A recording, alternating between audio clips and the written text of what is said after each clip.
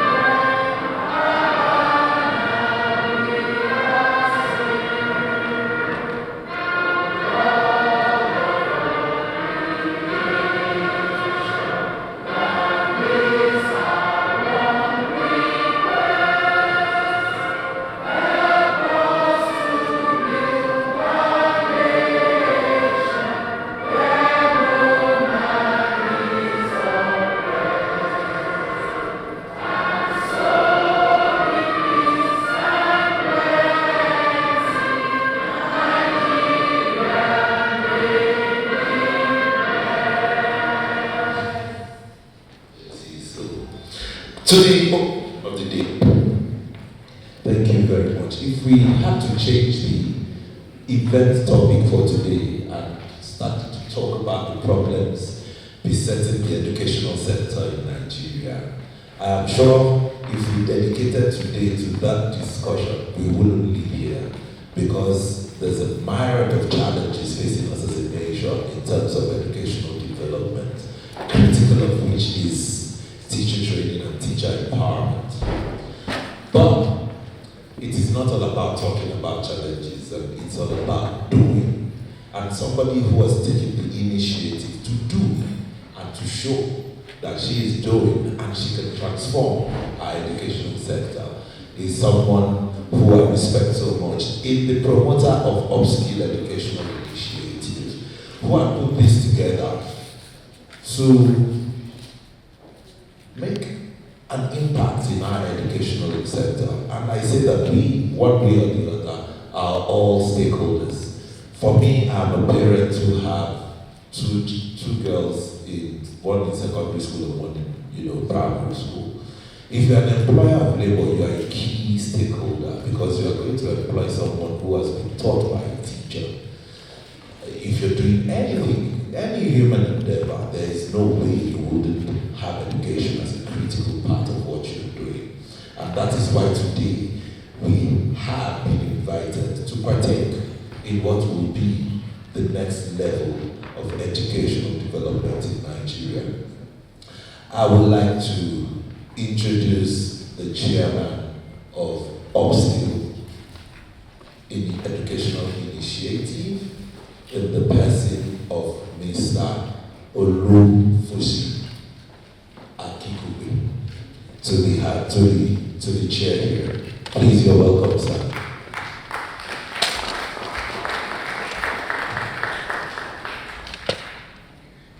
Let me first correct you and say the name is Olafusika, not Olufusi. It's an Ondo name. Olafusika Kide. The chairman of this event, the keynote speaker, distinguished guests, ladies and gentlemen, good morning to you all. It's my pleasure and an honor to welcome every one of you to this landmark event. Upskill Educational Initiative has come onto the scene at a time when there's a great need for solutions to challenges in education, in particular teacher education, which is our main area of focus. Setting out with a bold vision from inception in 2022, we've come into the sector with emphasis on research, teacher training, and advocacy. For so many reasons, structural, policy, economic, and a myriad of others, education as a profession is fast losing out to so many other areas. And I'm sure we can all attest to that. It's clear that in this country, across both sectors of public and private education, there is a discernible disconnection between the skills and knowledge of teachers and the competencies required in the job market. In addition, the sheer number of teachers required to meet the needs of the growing young population in Nigeria against the numbers entering the profession all point to the need for urgent and sustainable solutions to the problems. We have developed interventions in the form of educational programs, school leadership and management training to help address this, with which we've been active in the market with numerous programs already successfully delivered. This morning, we'll be presenting our teachers' immersion curriculum, a new offering in collaboration with the Human Resource Development Center of the University of Lagos. This is an initiative that seeks to expand entry into the teaching profession without compromising on quality, and also equip and update the skills of those already in the profession. We expect this program to quickly become a significant game changer in the industry. Now, whilst we are pleased with our market acceptance to date, our main challenge remains the funding of our programs and initiatives. We can do so much more with more resources. We are working to scale up through creative models including sponsorships, partnerships, and other mechanisms of support locally and internationally. As we show you today what we have been able to achieve so far and what our future plans are, we look forward to being able to explore opportunities for partnership, support, and collaboration with you and the organizations that you represent. The state of education in this country is not only a shared concern by all of us, it has also become a shared responsibility. Once again, I welcome you all and I thank you all for listening. Thank you.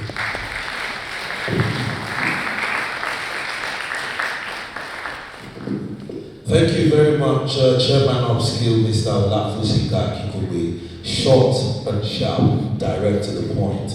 Welcome. Thank you once again. Ladies and gentlemen, we welcome everyone that has come in once again for this all-important event. We are going to be moving at a light speed so that we do not waste your time. Right now, I'm going to be calling the founder, the initiator. Please look for words for me. The promoter and everything about Upskill. She is a founding partner at Upskill Professionals with over 30 years of professional experience, beginning her career from Coopers and Lybrand, now PricewaterhouseCoopers, where she earned her audit practice license, and in 1990 she transitioned to banking industry, leaving in 2000 to establish Shofowura and Co-Chartered Accountants and Binary Consulting Limited. In 2020, she brought her expertise spanning audit, accountancy, tax, and financial advisory. I could continue, but I don't want to take your time. She's a member of the Institute of Directors and a staunch advocate for female youth empowerment. She's an associate member of Women in Management, Politics, Business. Yeah, that's WIMBIZ. She's had several leadership positions. A devout member of the Young Women Christian Association of Nigeria, where she was chairman, and Old Girls Association of Holy Child College, that's the one at Obalindi, and she enjoys mentoring and leadership. What's funny? That's the name of the place, Obalindi. Please welcome the Executive Director of Upskill, founder, Mrs. Princess. Only child is at Southwest Italy. Good morning, everyone, and thank you very much for being here. On behalf of Upskill Educational Initiative, I really want to thank every one of you for answering the call this evening. We are honored to have you with us, and I acknowledge the presence of the chairman of the event today, Sergeant Alani. Thank you very much, sir. Our keynote speaker, Mr. Bishop Phillips, Mrs. Folashade Adifisayo, thank you all for being here with us. And all are very distinguished guests. The special guests, you all know yourself, thank you. I don't want to be calling names one by one, and I don't want to make mistakes. So, thank you very much for being here. The month of May marked 3 years of Upskill Educational Initiative and about 14 years of my work on different platforms to support the enhancement of education. As the managing partner and managing consultant of Binary Consulting Limited, a human resource company, I observed a steady decline in the quality of candidates presenting themselves for interview as we sought to fill various vacancies for our clients. By 2008, our major concern was to support candidates with their social skills and general demeanor. We provide additional classes before we present them to the clients. But by 2012, inadequate knowledge of their course of study and the lack of acceptable value orientation became additional source of concern. Today, we have a growing population of unemployable graduates, while a lot of vacancies remain unfilled by employers for several months, if not for years. In response to this, various life skill and leadership intervention programs have been designed to address the growing skill gap.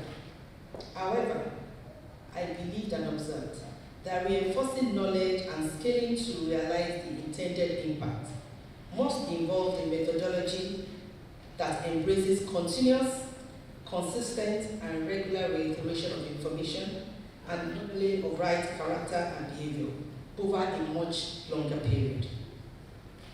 Fortunately, as I shared my concern with one of my mentors in the not-for-profit space, she said, and I quote, "If you train a teacher well, the teacher will continuously reinforce the values and skills needed for society and the community." It was like a light bulb flashed in my head as I imagined the multiplier effect of a well-trained and passionate teacher. But how? I'm not in education, and my initial findings were just overwhelming for me to think about it again. But as fate will have it, as the chairperson of OISA Foundation, we had since 2016 run an annual mental health enlightenment and awareness program targeted at addressing the mental and emotional well-being of children, particularly adolescents in school. But by the end of the second year, the demand for support meant that advocacy alone was not enough. We needed a more comprehensive plan to help schools create a resilient environment for children to thrive. This involved developing a basic mental health curriculum for teachers, assisting with developing policies and assessment tools, signposting information and providing a database for other relevant literature and materials. Therefore, unintentionally, I've gotten myself directly involved in teacher education and training. The rest is now history.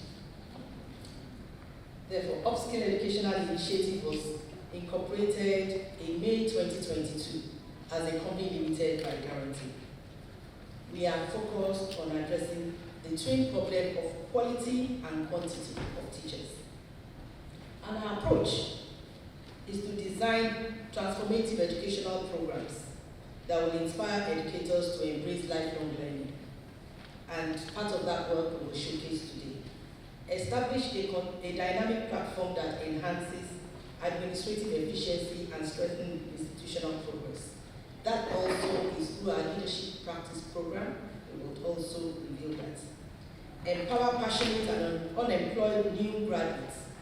We have to find a way of empowering them and bringing them back into education instead of them staying unemployed, so that they can become a valuable contributor to the education sector.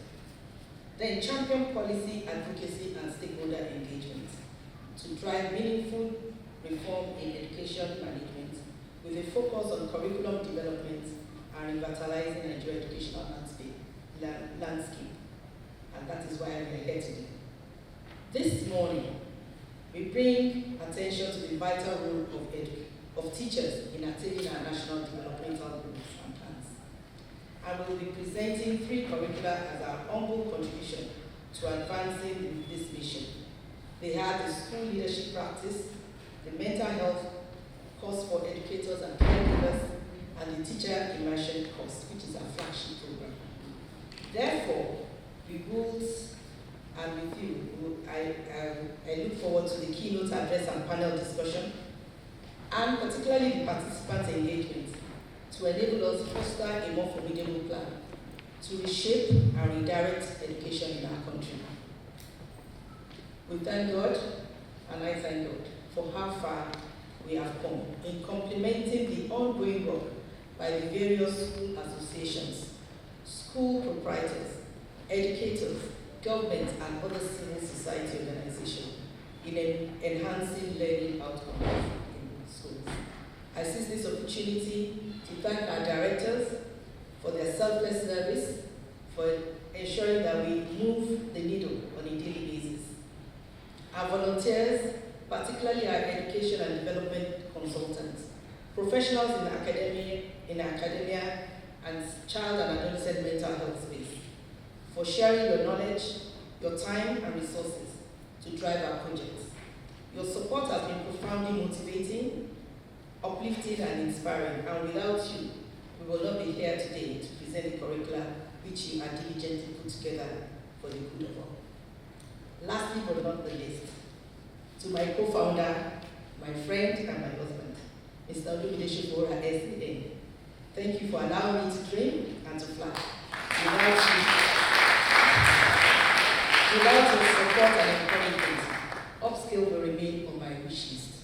I wish you all a rewarding and enriching time this year.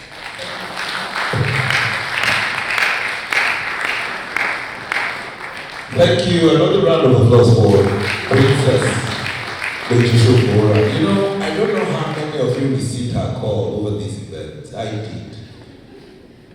And if she called you to speak with you for 2 minutes, 10 minutes would be about Upskill.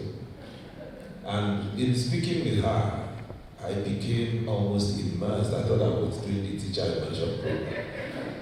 Because she will engage you to a point where anything you were doing at that time, all you will be thinking of is really, is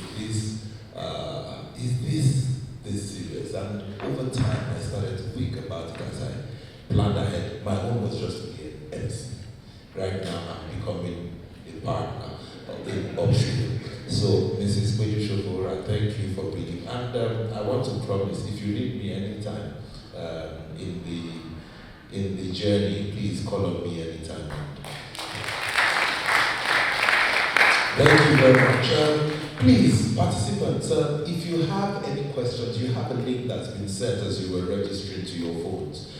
Please kindly just drop your questions, and I'm sure our panelists who are ready will take all the questions which you have dropped in the box. Quickly, we'll be moving to introducing the chairman of the day, a man who I respect so much, even though I'm seeing him for the first time. Sir, he's formally called ABD. I don't know what that means. He's a visionary entrepreneur, technologist, and innovator who has significantly impacted Nigeria's digital and economic landscape. In 1982, graduate of computer engineering from Obafemi Awolowo University. He founded CHAMS in 1985, immediately after his Unilag MBA with zero capital. But a big dream under his leadership, CHAMS evolved from a one-man briefcase company into a publicly listed company in 2008, pioneering national scale innovations that transform key sectors of the Nigerian economy. As a trailblazer in Nigeria's ICT industry, his leadership has been instrumental in driving innovation, particularly in pioneering e-payment platforms and smart ID and debit card technologies in Nigeria. He's voluntarily retired from CHAMS, a place where I always wanted to work from when I was a young graduate, after serving for 30 years. So that dream is still Please welcome the chairman of this occasion, a noble Nigerian, Sir Demola Aladekomo.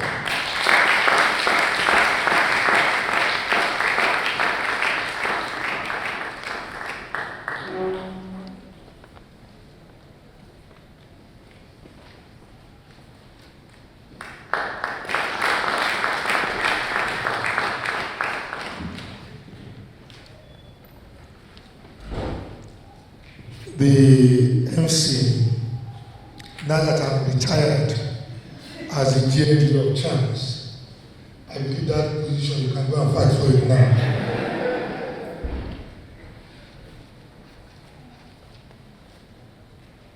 Ladies and gentlemen, my dear brothers and sisters on the high table, and truly that table designed them.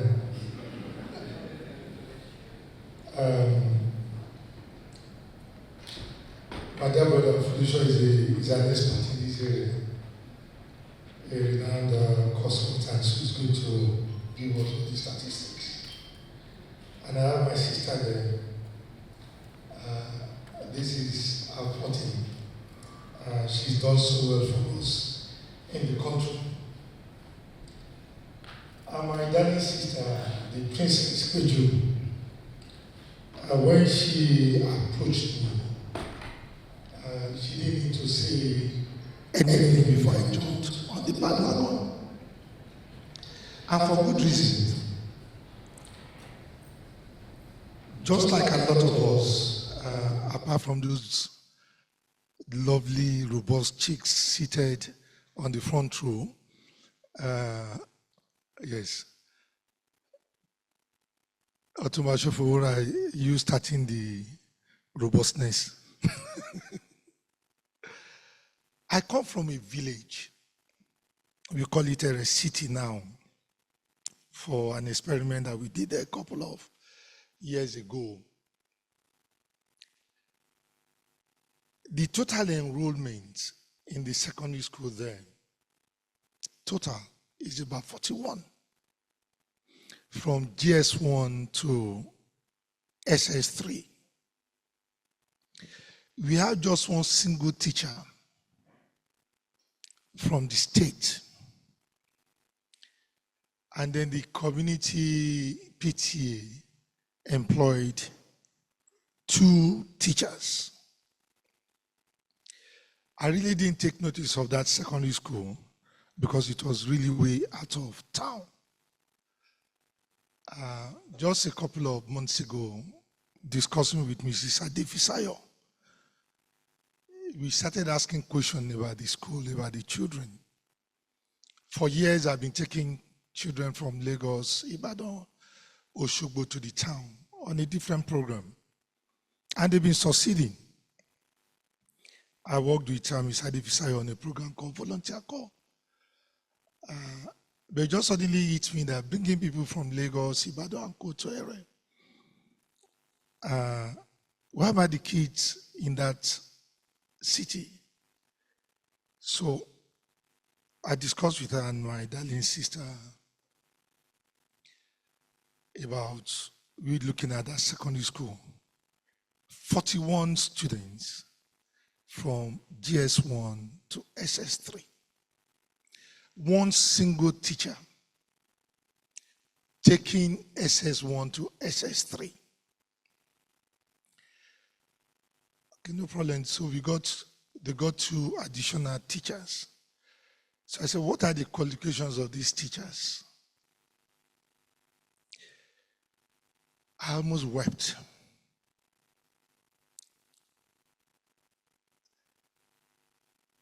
And then I started really noticing my environment.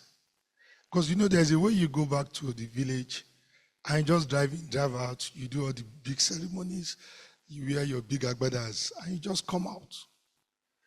But after we started doing this project, I started really becoming conscious of my environment every time I travel to Osun, which is very typical of the 36 states we have. I then noticed that statistics that they've been talking about 10.5 million students out of school. In a place with just about 300 houses,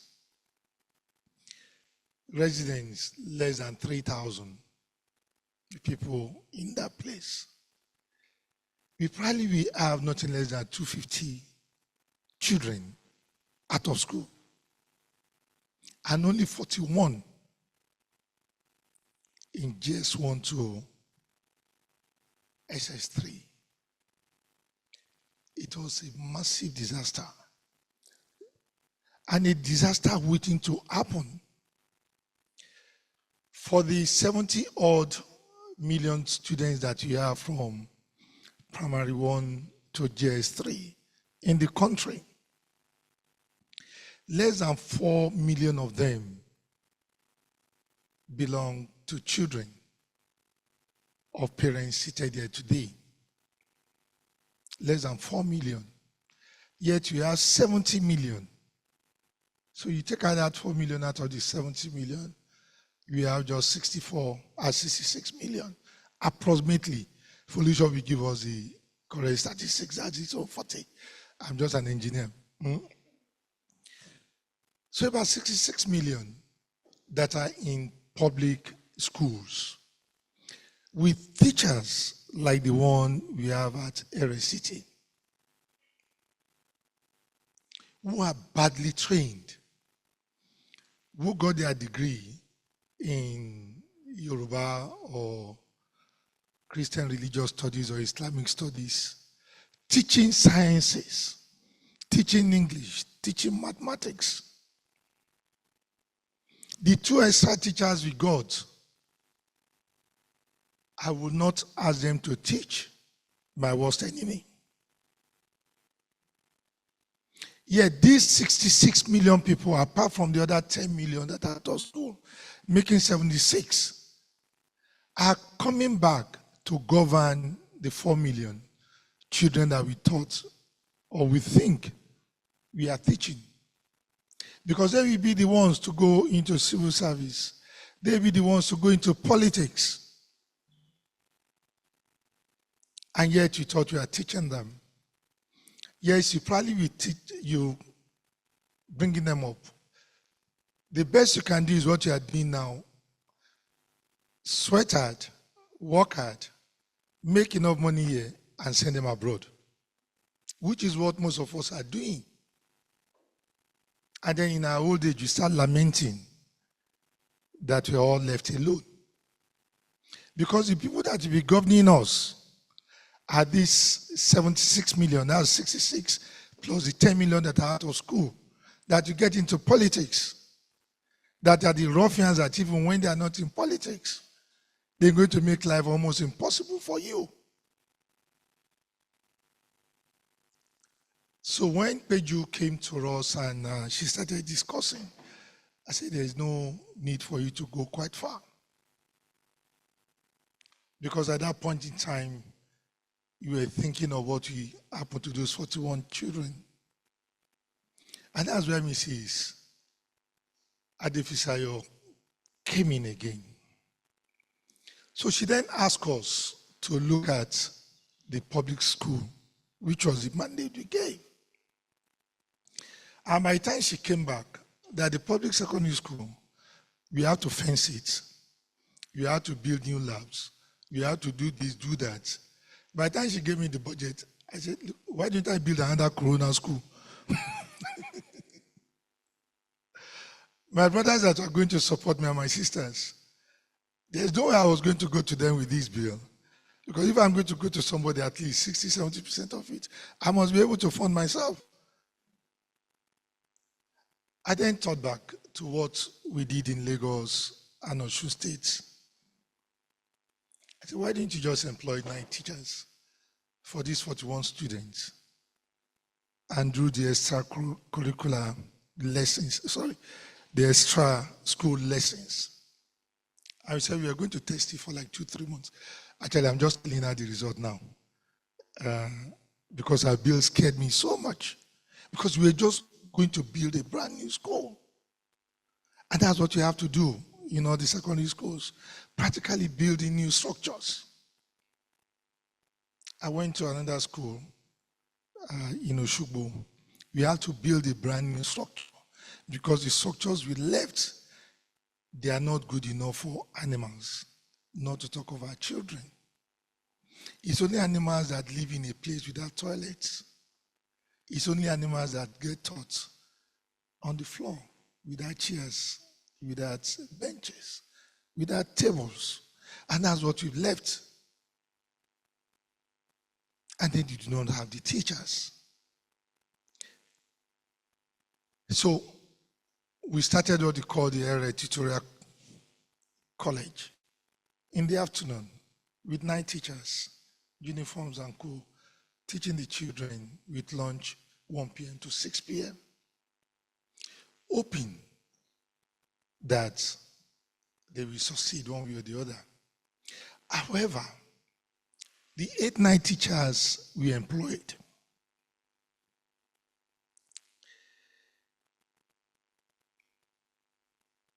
they are something else. They have the degrees. Right? The curriculum is a different thing. Even the principal, that is the coordinator, I don't know whether she knows her left from her right. And that is where this program comes in. A very, very sorry case for education in our country. We are training 76 million illiterates using teachers that should not even be in classrooms. And you see that everywhere. So for those of you that are teaching the private secondary schools and primary schools with the awkward 4 million, we thank you. But this program should go beyond the private schools. And that's why I like, and I must appreciate, a big round of applause for Upskill and Unilag for what they are doing. We all need to do a lot more. We all need to go back to our villages or to our towns and be present. Know what is happening in those villages. Because I will have asked the prince. I think the prince can interpret it for me. Prince Olashuri Bimbo. Omota ko luma beleta kota. Those 76 million children we are not training through those teachers will be the ones that are going to sell this country for cheap. And if they just sell it, you'll be lucky. That is if they don't burn it down.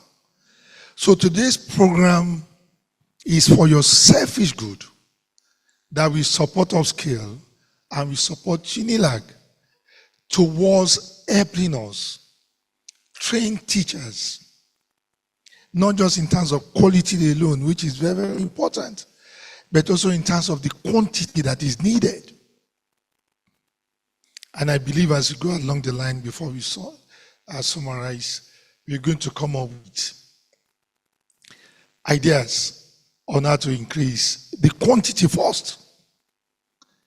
It's very, very important that we increase the quantity of teachers, that we need to recognize, we need to motivate those teachers. Teaching profession should not be one that is just a by the way. I can't get a job, I can't do this. So get into it. It's supposed to be the most prestigious of all professions. None of you will have succeeded without good teachers, without good mentors. And that's what we have to achieve. And I look forward to Mr. Phillips showing us how we're going to achieve that today. And wants to give us the blueprint. Yeah, you've been at this for about 40 years. My dear brother, that is your... Fortunately, Peju and that team, Princess Shofora, they've done a lot of work in supporting you. And you have Mrs. Adefisayo there, one of our very, very best. We expect that you're going to tell us how we're going to get the quantity and the quality that will allow us to have a country we can call our own in the next couple of years and decades. Ladies and gentlemen, God bless you all.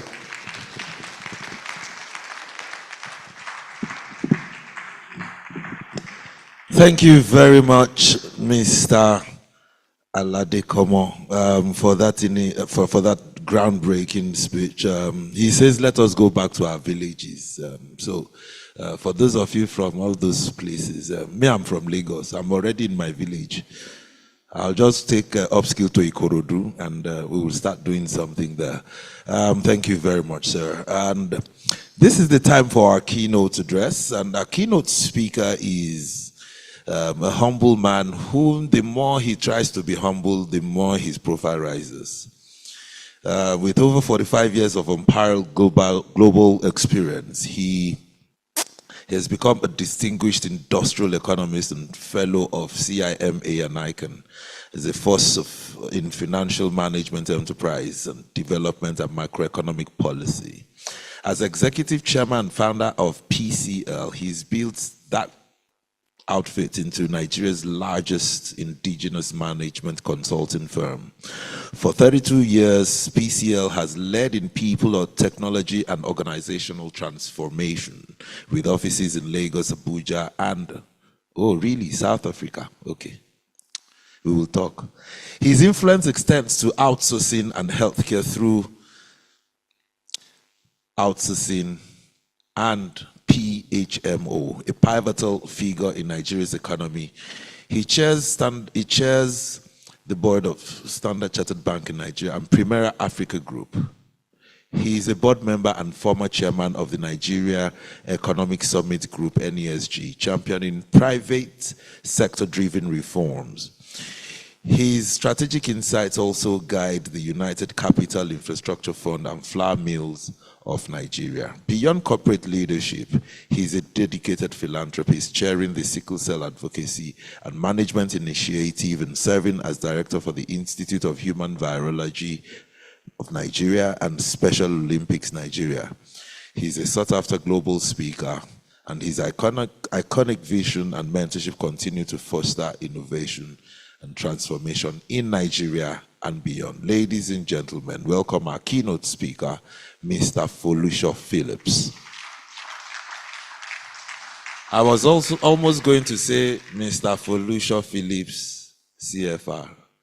They didn't announce your name in on June 12th. You're welcome, sir. Thank you so much. The chairman just gave you the keynote speech, and I'm just going to try and digress and fill up time. Let me start by saying thank you, Peju, for this. I think it's a great initiative that you're putting together, and we are really all with you. I say a hearty good morning to each one of you, and the chairman of the board, and my fellow educationist, but I follow after her. She's the one that we always follow through. Now let us see whether technology is going to work for us today. Okay, let me just test and see. It's not moving. Oh, it is. Fantastic. Great. Good. I'm safe now. Mine is just to give a kind of a backdrop to drive the discussions that I hope will take place today. And help us to come up with some kind of guidance, a way forward to deal with this issue about education, but the people that drive education, that is our teachers. One of the things that I always say about Nigeria is that we all say that we are a blessed country. We've got tremendous natural resources, a lot of raw materials. And what we also know is that for most countries that have become successful, they've done so on the basis of being able to beneficiate their natural resources. And one of the resources that we all identify with, especially here in Nigeria, is the fact that we have a large population, a population that we say is very, very smart, basically. And though we have failed in many areas to beneficiate raw materials and natural resources, we don't have a proliferation of refineries, thanks to Dangote is making sense of it. We don't have chocolate making factories to deal with our cocoa. We don't have textile industry to deal with our cotton. We have failed to beneficiate our natural resources.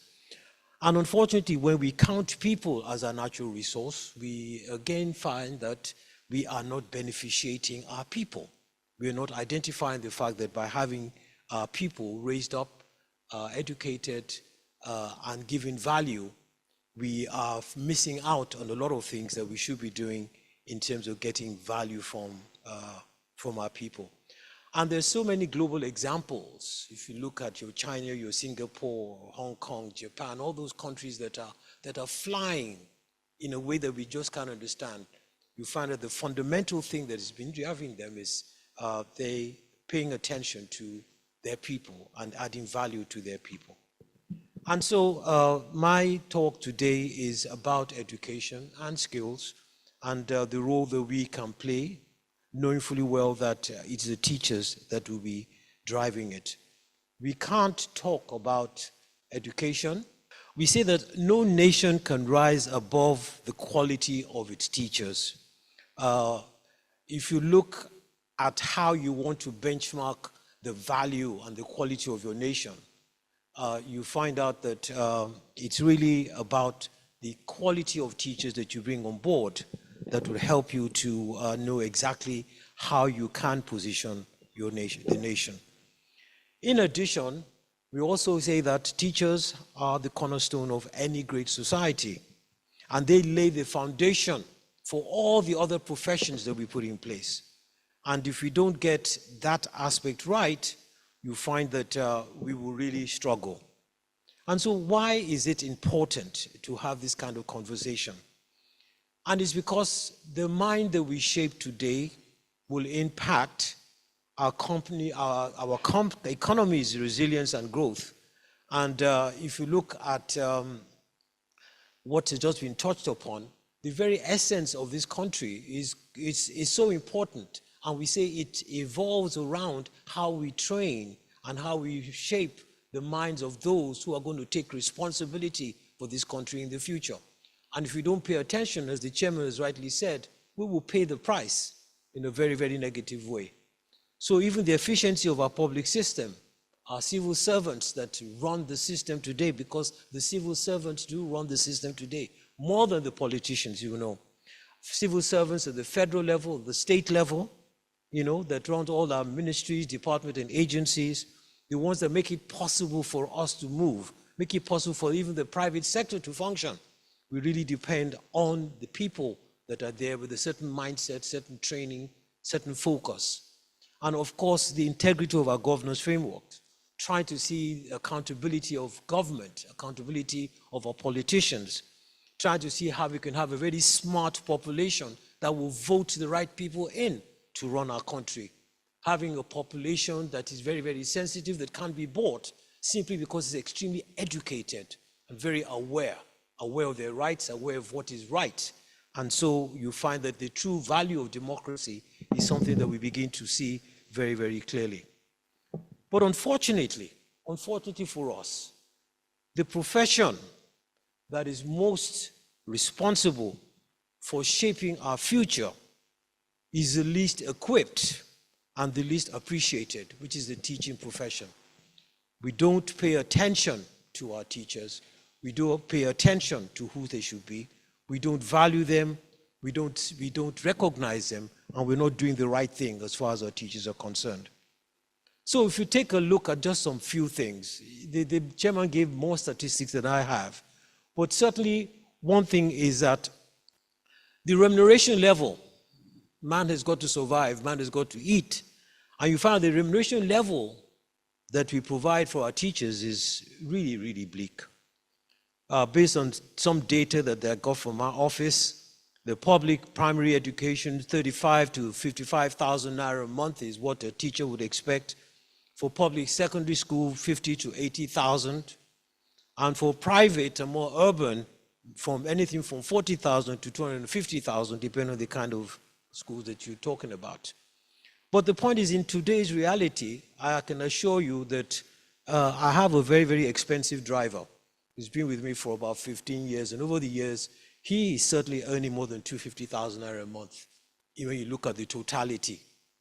Okay, and it's because, okay, he's been here for many years, he has lots of responsibilities, he's more than a driver, but the point is, if he at that level can be earning so much, and yet we say those who are responsible for the future of this country are earning less than that, then we really got something that is wrong. And in addition, you've got all these things about salaries not being paid on time, and the inconsistency across all the states. Though I understand that they say that recently Edo, Lagos, and Kaduna, they've reviewed salaries, and I'm sure that there's more information that can give you a lot more about the status. But the bottom line there is that remuneration is an issue, and therefore it's not attractive. Why would I go into a profession that I'm not going to be paid well? I have to survive. So that's a very, very major challenge. And that is also a reflection of how we value our teachers and how much we're ready to pay to get them going.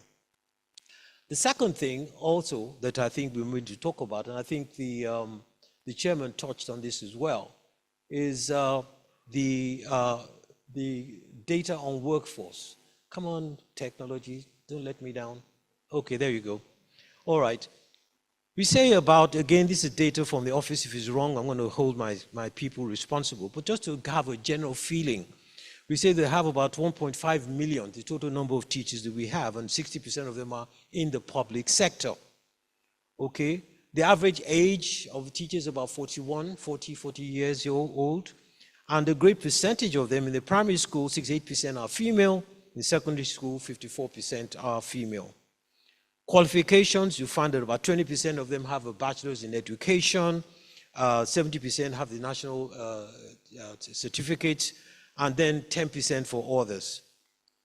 But the thing about it is that they say the trend that we're now trying to find is that digital skills are very much in demand, and therefore there's been this national digital literacy plan that's been put in place. Maybe again, somebody will be able to expand a bit on that.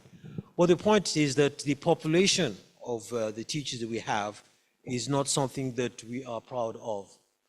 If we move further, again, the teacher to student ratio, okay? The teacher to student ratio shows us the national average is that you have 1 teacher to 43 students. In the urban area, it's more like 1 to 25. In the rural areas, it's about 1 to 55. The chairman talked about the 1 teacher to 41, but it's 41 across several levels. The UNESCO benchmark, I understand, is 1 to 25. So statistically speaking, they say that Nigeria needs, based on the Teacher Registration Council, about 250,000 new teachers annually. 250,000 in order to begin to have a sensible ratio. And then we have to produce them. And as the chairman has said, we need to produce more teachers. What kind of teachers are we going to be producing? And what are they going to be doing? But the impact of this shortage of teachers is that you've got overcrowded classrooms, because I've got to pack more students in class because I don't have enough teachers to spread them into different classes. And therefore, as a result of that, lower instructional quality, even apart from the challenge that the teacher might have having to deal with so many students. The point is, how do I get so many students to pay attention and give the kind of quality education that each one of them should receive? Moving forward also, there are issues about what we call regional disparities in teacher availability. Again, if you look at the Southwest, they say the ratio based on the urban advantage is about 1 to 30 is the ratio of teachers to students. In the South-South, it's 1 to 40, okay? In the Southeast, it's 1 to 35. The North-Central is 1 to 50. And in the Northeast, is 1 to 70. And that's not counting those that are not in school, okay? So you find out that if you look at these things as an average, to give or take what the variation is in these figures, the idea is that generally, what are we saying? For some time, those that, especially in the Southwest, that benefited from what our great Awolowo did, focusing on education and spreading it a bit more to that southern area. We know the challenges we face nowadays about what is happening in the North in so many aspects, and we know that there is a major challenge. And we can't go alone and say it doesn't concern us because, as has been said, we have mobility of people, and they will move to areas in which they feel that life is a lot better. But the point is, what skills are they going to be bringing in the future? In addition, the proportion of them will get into government because of the democratic system that we have, and they'll begin to influence the things that affect our lives. So the northern zones face critical shortages, even though we're saying that the other areas we should be able to do a lot better. So let us move forward and see what really is the problem. What kind of problems do we face? So what is affecting the quality of our teachers? The profession is grappling with significant challenges that undermine educational outcomes and, by extension, our national development. I've talked about the poor remuneration and welfare because these compensation packages are just not where they should be. The second thing is about the inadequate training and outdated technologies.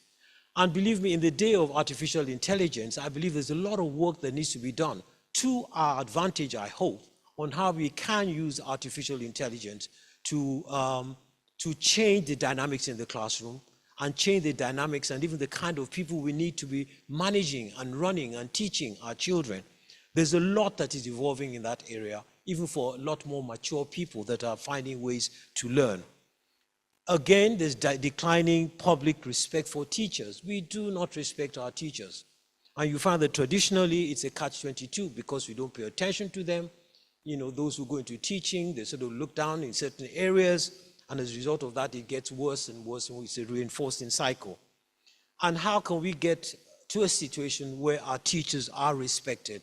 They're adored, recognized, and applauded. Again, we have weak structures for recruitment and development, okay? Where are the teachers that we want to recruit? And when we do want to recruit them, what process do we go through? What are the qualifications? What are the standards? What kind of rigorous process do we put them through to ensure that we're getting the quality that we need? Do the good ones come up to get into the teaching profession? So sometimes we can blame and say that we're not getting the right teachers, but the point is, if the right people aren't showing up, what have I got? What choices do we have? And again, you find as a result of that, teaching is being seen as the default career choice. I didn't do well in my JAM, I didn't get the right scores, she was a teacher, you know, which is a terrible thing. All of a sudden, you can't do that biochemistry, you can't be a lawyer, you can't be an accountant, you can't do medicine. Well, go and be a teacher, okay? Maybe that will at least, you know?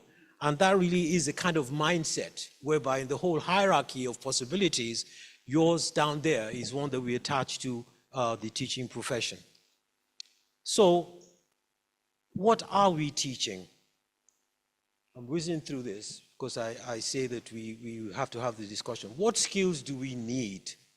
You know, there is unemployment in Nigeria not because there are no jobs, but it's because there are no skills. Okay, there are over 500,000 vacancies in the oil and construction sectors, and I know this for a fact.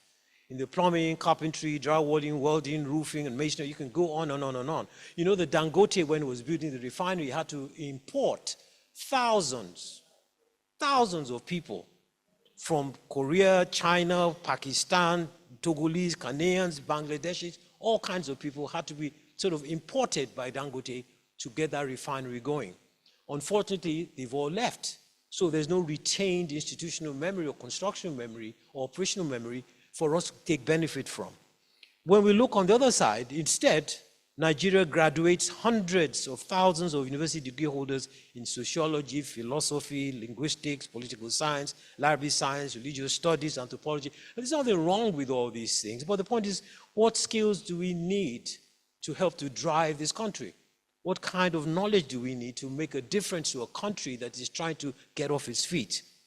So the minute we identify those skills, then we ask ourselves, do we have the teachers to do it? You know, because Nigeria's development is going to be physical. Our development is not theoretical. And what do I mean by that? We have to construct things. I always tell people, you know, you look at this place, if this place was built from a Nigerian point of view, look at all the value chain of activities that's required to put a place like this in order. So Nigeria needs to be built, you know, built with bricks and mortars and windows and air conditioners and furniture and flooring and ceramics and just name it, the country has to be physically built. We talk about infrastructure. Infrastructure is solid. So where are the skills and where are the capabilities to be able to get these things done? So are we following and putting our effort into the right skills that's relevant for our development going forward into the future? And not all degrees are equal. I believe that there's a need to prioritize our educational needs, okay? I feel that the top degrees, when we're looking at it from a university level, the science, digital technology, engineering, mathematics, those things are key. When you look at what China is doing, you really need that. This is not something you joke with. I was watching a video just yesterday about what China was doing. It's not an old video, very, very recent. And the lady who was talking in that video, I was just amazed. And my comment to the video that I sent out to my colleagues was, I said, I give up. Because the kind of technology these guys are dealing with, it's like, where have they been hiding? But it's technology that they developed themselves, not that they got from America. And it's so unique because if you try and get anything from them, it's all written in Mandarin. So you can't even do any funny thing. And that's probably why the Americans are still disadvantaged, because, you know, to even steal the stuff that these guys are doing, it's not possible. And the next set of degrees focus on business, economics, law, education, accounting, that environment that helps to drive the hard technology and the capabilities that we say we need to build. And then not, you know, and probably most important of all, believe it or not, is the non-graduate skills. The people that have jackpot, your nurses, people are doing cloud computing. A lot of our young guys, we call them Yahoo, but they are making their dollars sitting here and doing wonderful things globally. Web design, ethical hacking, blockchain, laboratory technology, a lot of skills need not necessarily be university-driven skills or degrees, but that's relevant and given an opportunity to survive. So when we bear all that in mind, we ask ourselves, what kind of teachers are we looking for to meet our developmental needs, the things that are actually important to us? And I think, again, we need to have this great conversation and let it drive our thinking. So I always say that if I had to give a vision statement for Nigeria with respect to education, even a vision statement for Nigeria, and I've really had this at the back of my mind, I would say that Nigeria would like to have the most educated and skilled workforce on the continent in the world.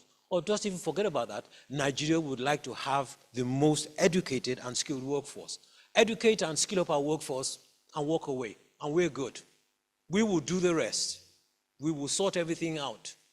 Because we know by doing that, we will fix our economy, we'll fix our politics, we'll fix our engineering, we'll fix our production, we'll fix our court system, we'll fix a lot of things just by having a skilled and highly educated workforce. And that's the secret that a lot of all these other countries have done, around us that are doing so well. Keep going back to China, keep going back to the eastern part of the world. They seem to have got all these things right. So what kind of vision do we have for our teachers? What should be the vision? A vision for a typical teacher, I want to have a career in which I'll be proud. So we must create this vision that says that we want very proud teachers, to empower them with such knowledge, prestige, confidence, capability that makes every teacher proud. The second thing is that we need to expose them to cutting-edge training and technology, because technology rules. If we ignore technology in the next phase of things we're going to do, we are going to miss the boat. I can share with you even the consulting firm at Philips, which I'm doing less and less of, but I know that the emphasis is moving more now to technology. Why would I need a consultant when ChatGPT can give me all the things? Yeah. So I'm telling our guys, I'm saying that you guys, you better go back to the drawing board. You know, don't let what happened to Nokia. Remember Nokia was ahead?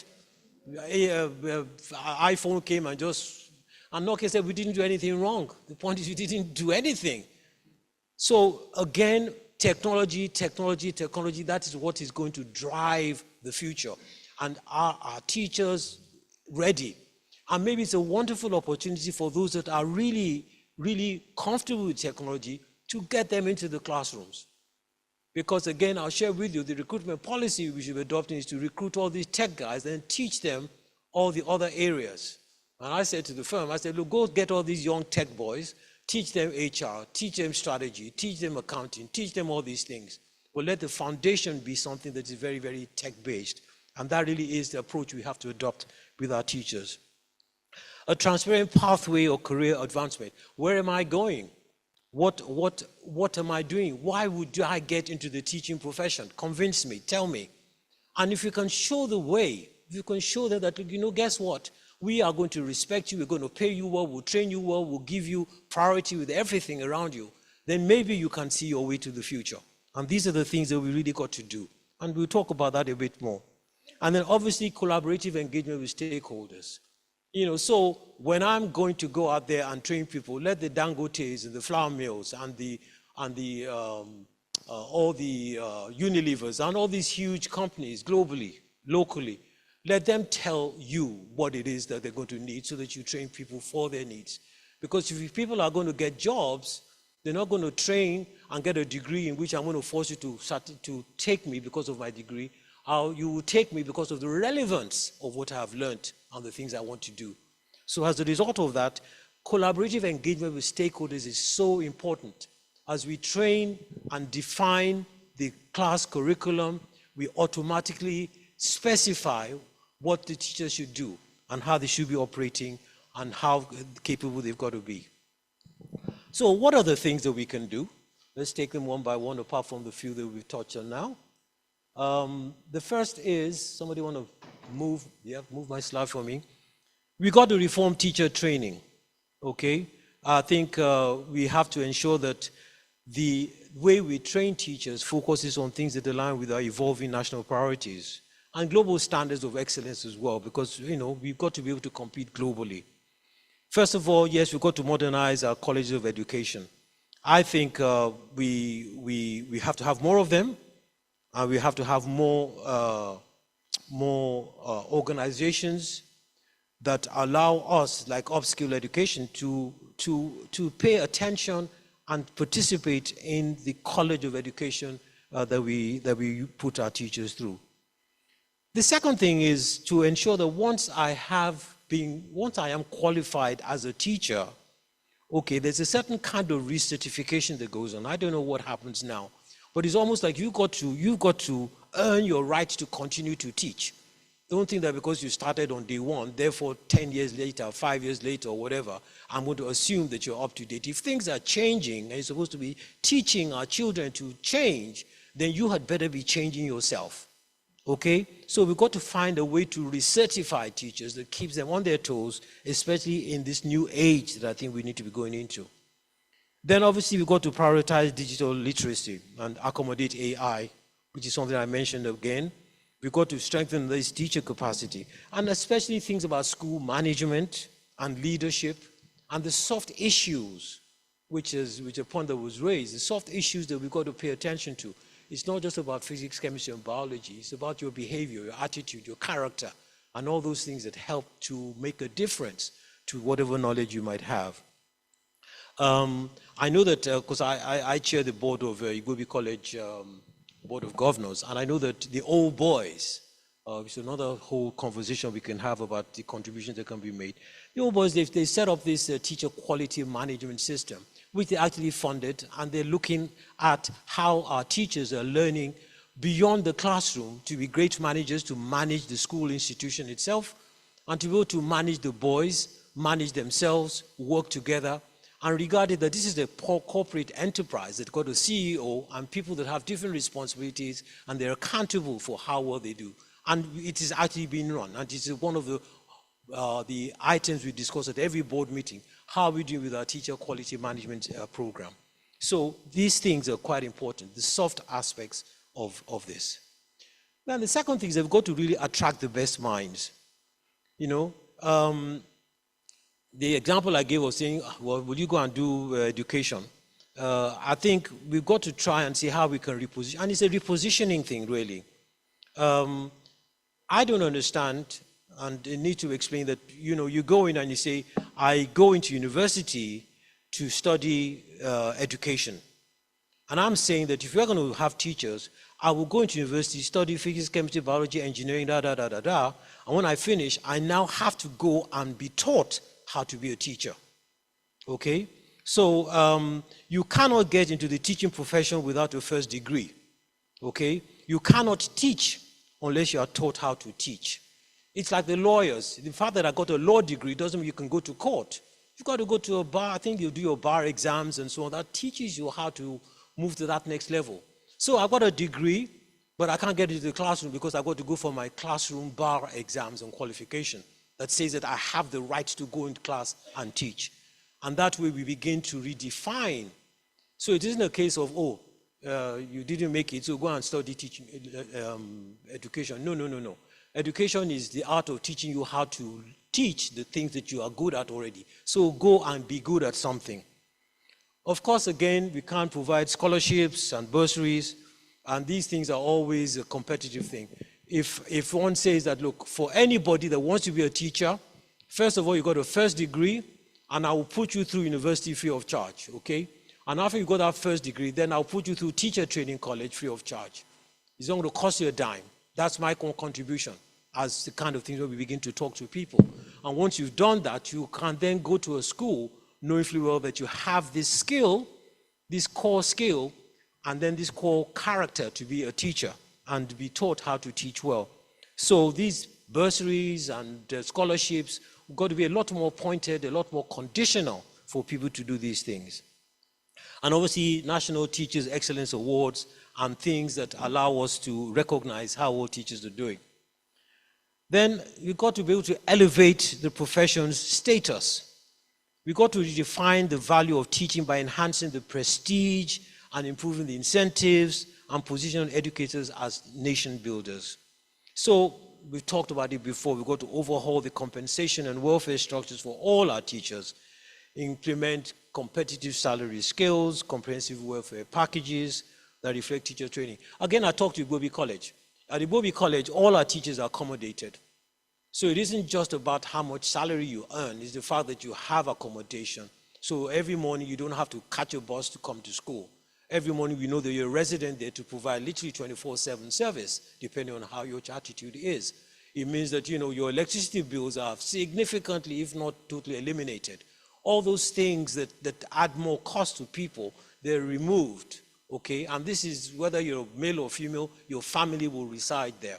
So the salary that you earn is money literally in your pocket that allows you to move on in your life and have a reasonable life and not just be banished because you're a teacher. And these are the packages that make a difference to a lot of people when we begin to say we want to improve the welfare. Then, again, there's got to be intentionality in rebranding and repositioning the art of being a teacher. That whole world of saying that, guess what? To be a teacher is a prestigious thing. And not only that, it's prestigious enough, and I'm paid enough, and I'm proud enough, and I'm competent enough, capable enough to be somebody that's driving the future of this country. You've got to be given that status, and I think it's something that, again, it can be done. And we have enough brand agents and all these agencies and organizations that can actually do these things and work on the mindset for as long as the government itself is supporting. And even if government doesn't, I always say that I don't wait for government these days, just get on with it. You know, enough people are listening. And then I thought about introducing what I call the Privileged National Teacher Corps. If you look at the National Youth Service, say that, look, if you're a teacher or you're going to that profession or you're doing your National Youth Service, yours is different. You'll be paid more, the kind of attention we're going to give you. You'll be a privileged NYC individual. And not only that, we would continue to monitor and support and see how we can make these things work for you going forward into the future. So those are some of the thoughts that I have, and I'm sure we can debate these things a lot more. But wrapping up, what kind of strategic action can we come up with? I'm going to move my slide for me if it's not responding here. Yeah. The strategic action we need to take. I think we need to try and see how we can launch a kind of a 5-year, whatever year, national teacher development strategy, an intentional one. When I was chairman of the Nigeria Economic Summit Group, we had a summit session that was focused on education. I was actually trying to find that document in preparing for this. But the point is, there's got to be an intentional move on our part to say, you know what, we have got to redefine teaching in this country, because we've got to redefine education in this country, because it is so important, so fundamental to our survival. The second thing is that we've got to see how we can get support from the private sector, NGOs. A lot of organizations are talking about CSR, CSR, CSR. Say, do your CSR in a direction that's offering true value. So what kind of CSR activities can you as an organization undertake to help to promote teaching, to drive education, and to drive the future development of the country? Again, we've got to have a regional development strategy, because I showed you the data, north, south, east, west, it's not equal. And yet we will all suffer. We will all suffer if you don't create a balanced system, because you can't get away from it. People will always migrate to where there is comfort. Why are people jackpying to US and London and all those other places? It's because they feel that it is a better place to go. Again, at our local level, people will move from different regions, and they will come and give pressure to those that are trying to get going. So again, there's got to be some kind of regional development strategy that we can adopt to focus on this need to produce teachers. And then finally, to advocate for teacher respect and investment. How can we make teaching a lucrative profession? Let's not talk about it's your service to humanity. No, I've got to eat and look after my children. I want my children to go to Harvard. I want them to have the best education. So how can I pay you in a way that I know is deserving? And it's just a policy thing. And because the minute you do it, you will see the difference in terms of the kind of people that are attracted to the profession and the kind of quality based on all the things that we said. Okay, so my near last slide is, you guys going to help me up there? Yeah? So what kind of action would you guys suggest? I think, first of all, you've got to sponsor and support teachers in your industry. So people that are in manufacturing, in healthcare, in whatever areas that you're in which you feel you need to get a constant flow. It's a long-term investment, long-term point of view. Then try and sponsor teachers to say, if you are going to teach in the consulting business, or if you're going to teach people that I want to breed into the consulting business, into accounting, into legal, into engineering, whatever it is, I will sponsor teachers that are teaching in that area. And that is going to be the kind of CSR that I would do.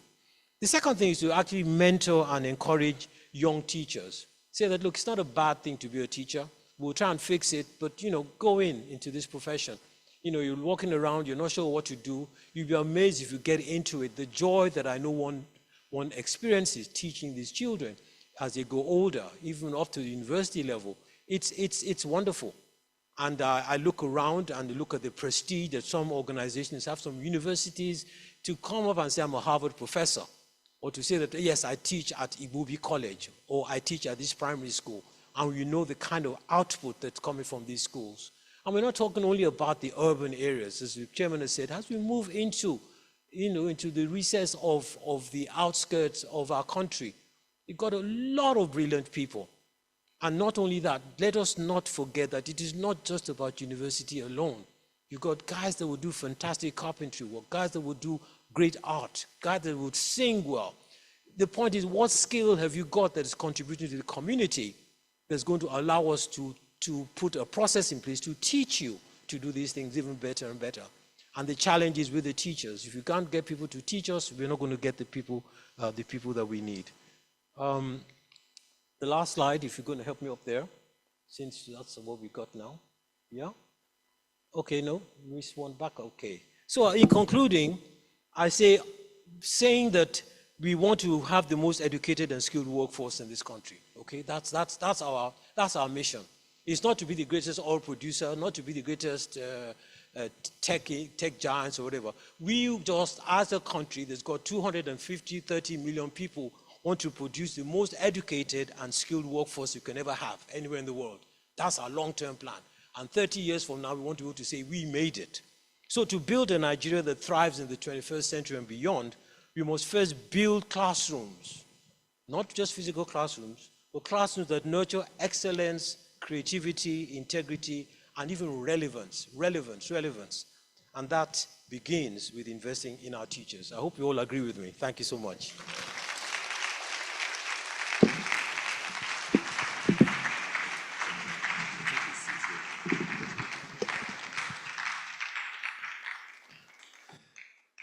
Thank you very much, Mr. Felicia Phillips. And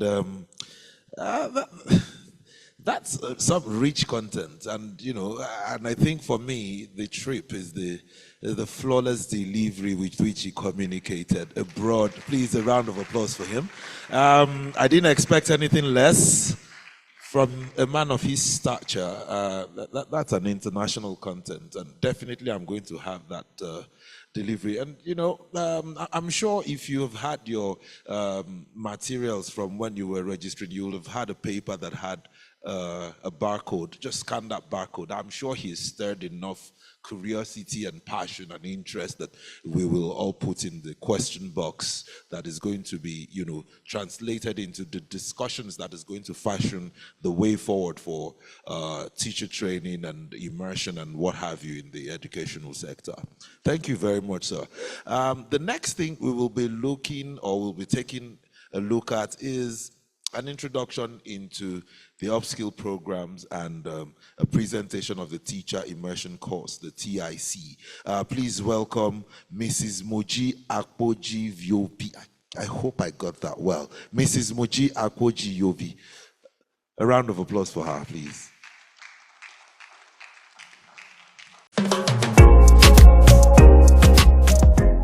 Upskill Educational Initiative began its journey in 2022 with a bold mission: to provide a program of education, research, and training that will inculcate in our students learner-centeredness, teacher identity, and service to the teaching profession and the community.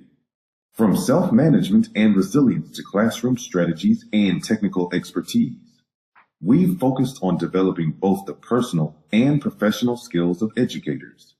In response to the clear gaps in teacher quality, we launched the Professional Learning Community, a collaborative, cost-effective model for school development.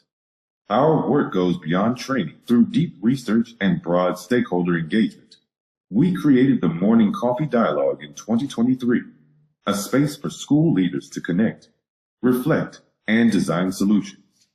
From technical workshops to a leadership series for future school heads, Upskill is building a stronger education system, one skilled teacher at a time.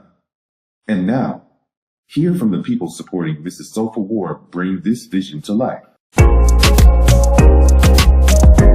For us at Upskill, in terms of leadership, we look at 4 pillars. So you look at the human skills, which is very important, it's critical, because when you're a leader, you need to be able to engage on the human level. Then you look at the technical competence, and you look at the conceptual competence, the administrative and management competence. So what we decided to do is focus on leadership practice. So it's not just about being a leader, it's how do you do leadership in a school setting. Upskills, I don't know how you people put it together, but I think, like what the director said, I think you took your time to build this curriculum, and now you are doing something and you are disrupting the education institution. I think Ministry of Education should come to you, listen to you, and know what you are doing. One thing that we started to do, because in engaging with schools, we noticed that schools in Lagos particularly are not designed as equal. While many of the courses that we run for teachers are attended by fee-paying schools, quite a number of the low-income schools cannot afford to attend or take part in those trainings, even when we give practicals. Teachers of low-income schools are not on an equal footing with teachers of the higher grade schools and in public schools for reasons that we cannot go into here.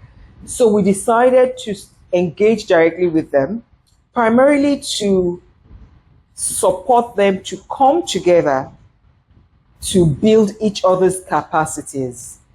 So we have what we call professional learning community framework that enables us to go to schools who are proximally located. So if, for instance, you came to Odiolo local government, there are a number of low-income primary schools here. We talk to them, we engage with them, and when they're interested, they send a representative to that level.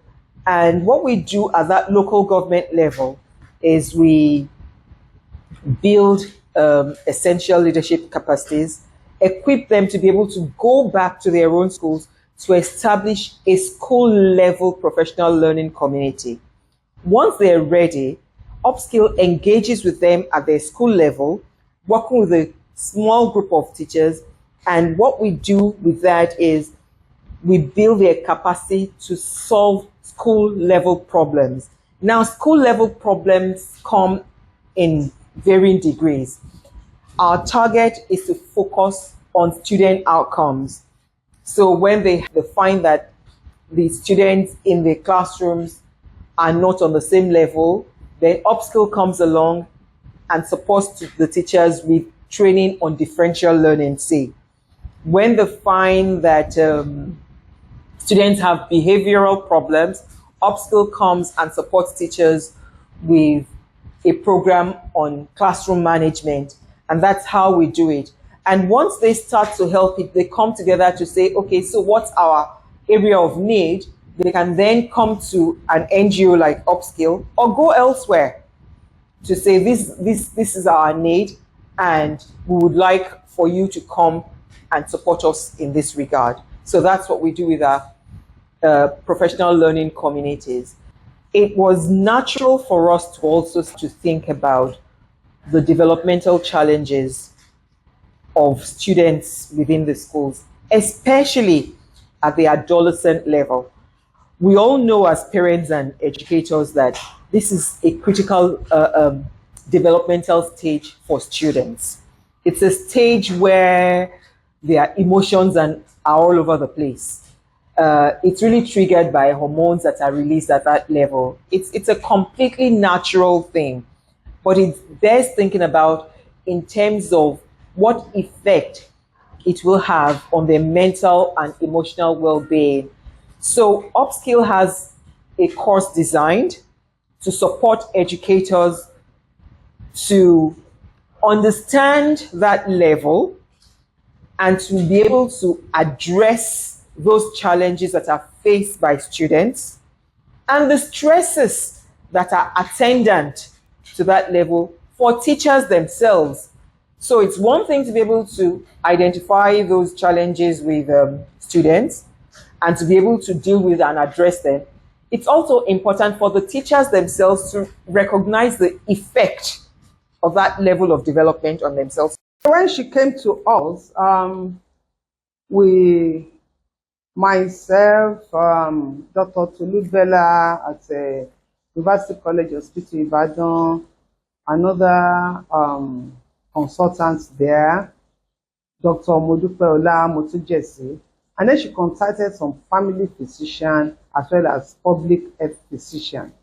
So some of us met physically while other time were on Zoom meeting. So we developed the program, the curriculum in 2022.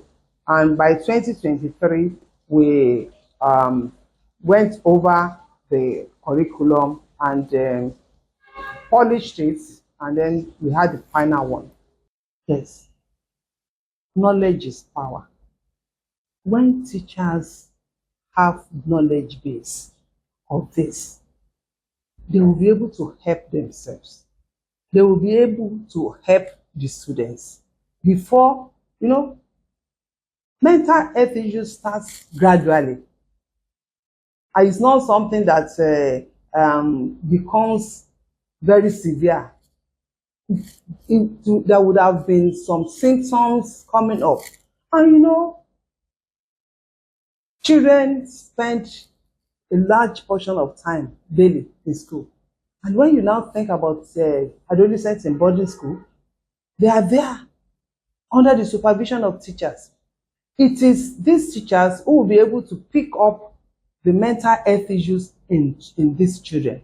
So when they have the knowledge base, it's a welcoming idea which will improve the productivity of both the teachers and the children in the school.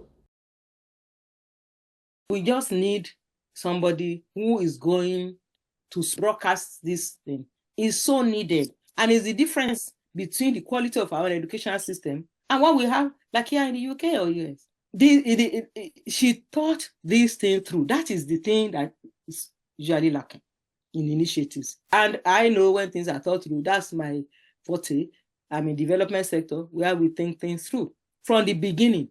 So began with what are our objectives? The primary goal was to produce a teacher, 21st century teacher, is to ensure that Nigeria has a pool of 21st century capable teachers. So when you have that, then you look at the needs of the 21st century. There is also easy transition into teaching as a career when people come in, even for those who are trained, to make it a lifelong learning.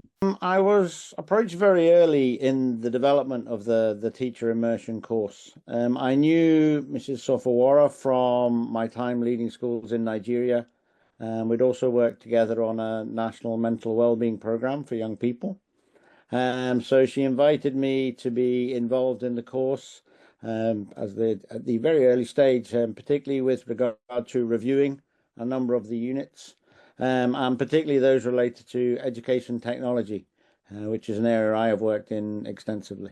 As I mentioned earlier, I think right from its inception, the idea and the design of TIC was built to support teachers in Nigeria, and to help them better meet the needs of their learners, the Nigerian students. And I think that's something that's really important for Nigerian teachers, because you can go online and have a course about teaching in America or teaching in the US or teaching in Australia or teaching in China, but every one of those situations are different, and this is a course that's been built by people who have experience of classrooms across Nigeria, so I've made it very, very relevant to our teachers. And of course, the number of young people in Nigeria, the demand for high quality teaching is immense, and having something in place that can support that, I think, is vital for the Nigerian educational context. Just to bring it all together for us, when we started out with the Upskill education program, what we thought about was what are the critical pillars in education? The two that hold up education is school leadership. That's one of them. On that out. And then there is the quality of the teacher itself. So how would we pull all of this together?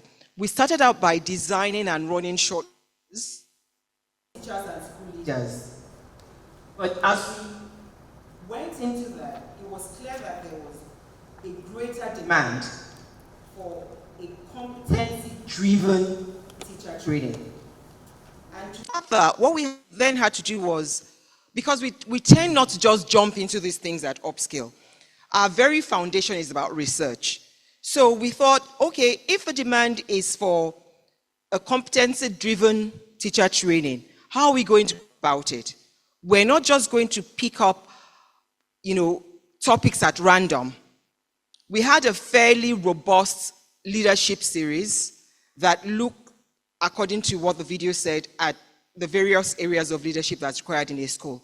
But then when it came to the teacher itself, what we started to hear school leaders say is that, and this has been said a lot of times even during this session, teachers are coming into the classroom without adequate skills.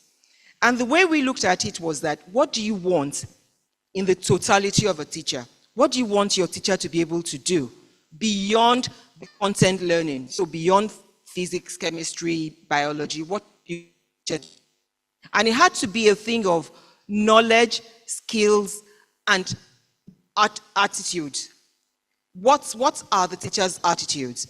And for us, the most important of that was, if a person, any individual, had the right attitude, as educators say, the right affect, they will be driven to even greater excellence. So in designing our teacher training, teacher immersion course, we looked at the theoretical foundation that a teacher needs to have. If you are not grounded in theory, you will continue to make mistakes. And what are the theories of education? From what they derive? The philosophy, the why, the vision. Why are we even doing this? Then the psych, the how. What are the things that affect us or prevent us from doing this? So that created for us, we have 2 units that's dedicated to that. Then the next thing was, what skills for classroom management? Definitely. When you enter the classroom, you need to be able to draw the attention of the learner to yourself. And basically, superintend on that environment. You are, after all, by default, in that scenario, the leader. And then how do you deliver the lesson?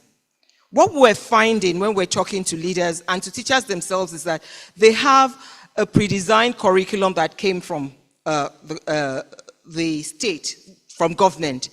And then they kind of mechanically walked through that curriculum without actually thinking, what is our context? So we thought we need to get our teachers to start to think about the context of the learning in delivering their lessons. So before you come into the classroom, yes, you're required to write a lesson plan, but what's your lesson plan about? You must have designed the learning experience. I'll give you an example. Students get taught geometry from primary school. They're getting taught geometry, but we tend to teach it in abstract. When the learners are already sitting on geometry, they are sitting inside geometry. They look around them in nature and it's full of geometry. But when our teachers want to be innovative, we found that the best they do is they say they are using technology, then they bring a movie about geometry and project it, instead of immersing their students into geometry. So we have another module for that. And then there are the other skills: assessment, use of technology. And we deliberately called it assessment, not evaluation, because the teacher has to continually assess whether learning is happening and also assess what they themselves are doing. But most important for us, that the bundle of skills take up like 60% of the curriculum. The other 10% for us is the one that looks at the essential leadership skills. So what are these essential leadership skills? What is the teacher's self-management? Do you as a teacher know yourself? How do you get to know yourself? How do you get to build the best of yourself? And then we moved on to, how do you engage with others? The school is a community of human beings. Teachers relating to teachers, teachers relating to managers, teachers relating to their students, and teachers also facilitating all those different relationships. So if you are not in a position to know and understand this, if you're not prepared in yourself to come out and engage with the world, there's going to be failure there. So again, affect. In that group of modules is the final one. The teacher as a global citizen. How do you see yourself, your role, your position in this world? What are you here for? What are your responsibilities to your community? What are your responsibilities to government? What are your responsibilities to the world at large, to nature even? And then moving on from there, we have another group of modules that look at us as Nigeria. What are the rules and the frameworks that guide us for education in Nigeria? A lot of laws keep coming out. Child's rights. I was in a school recently in Ajegunle, working with them to manage relationship. And the headmaster said to me, "Madam, just flog them. You flog sense into them." We're already encouraging violence, that the solution to all problems is violence. So that's what we did. It's an 11-module course, and we have handed it to an expert in the sector to help us to review it. But even as we do that, we're testing the different modules. We were at District 3 looking at the theoretical grounding and the skills that you need. Fortunately for us, they were well received, and District 3 is asking us again to come back. We deliver this training free of charge. You know, we bring in experts, but we can't keep doing that, which is another reason why we're here. And we're testing out the essential leadership component through our professional learning communities. Again, when we went to Mother Mary School, it was like magic. In fact, the Catholic diocese, they're asking us to come back and do it for all of their teachers. But again, we can't keep doing these things free of charge. Thank you.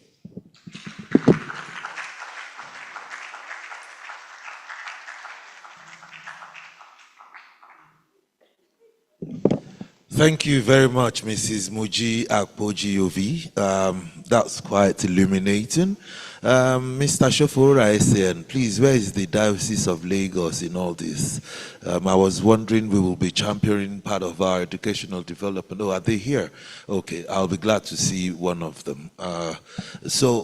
We have a distinguished educational professional amongst us who's going to be giving us a goodwill message. Ladies and gentlemen, we are yet to see any question dropped in the box that we have provided. I want to believe that. Okay, on the last page of the brochure, again, you will see that barcode. Please scan it and drop your... we couldn't have been talking for close to 3 hours, and, you know, we shouldn't have aroused something, you know, some passion in you. Our goodwill message is going to be given that by no other than a celebrated Nigerian in the academic and medical. Oh, really? Okay. I've been told to invite her nonetheless. She will give her goodwill message a bit later. We have a pioneer professor who served as the first female deputy vice chancellor for development services in the College of the Medicine of the University of Lagos. And she honed her expertise in medical microbiology, earning fellowships from prestigious national and international colleges, including the Royal College of Pathologists, UK. Her academic prowess is further highlighted by a master's degree with distinction and a PhD in medical microbiology. Her research passionately addresses infectious diseases, focusing on infection control, antimicrobial resistance, and HIV prevention, HIV/AIDS prevention. She's a dedicated health advocate who has been instrumental in Nigeria's fight against major infectious diseases like HIV/AIDS, Ebola, and COVID-19. She collaborates with global powerhouses like the WHO and CDC to forge robust prevention strategies. In her leadership, she champions academic excellence, research, innovation, and digital transformation, propelling the university where she currently leads to the forefront of African and global institutions. Beyond her official roles, she is deeply committed to mentoring young scientists, particularly women in STEM, and actively engaging communities to uplift healthcare education across Nigeria. Please give a round of applause as we welcome to the high table Professor Folashade Ogunshola. the first, the Vice Chancellor, University of Lagos. You're welcome. Thank you. You're welcome, ma'am.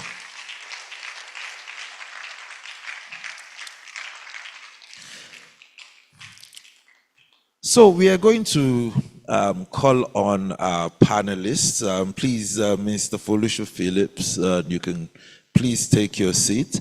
I want to introduce one of our panelists to join in the panel discussions. With nearly 4 decades of transformative leadership, she is a titan in education. As a CEO of Leading Learning Limited, she revolutionized schools and empowered educators through dynamic teacher training and leadership development across public, private, and governmental sectors. A trailblazer, she transitioned from a successful banking career to spearhead the Corona Schools Trust Council as Executive Director and CEO. Her commitment to education led her to achieve distinctions in postgraduate studies at the University of Nottingham, and she has been recognized with a Merit Award from the Federal Republic of Nigeria, where she's profoundly impacted Lagos State's educational landscape.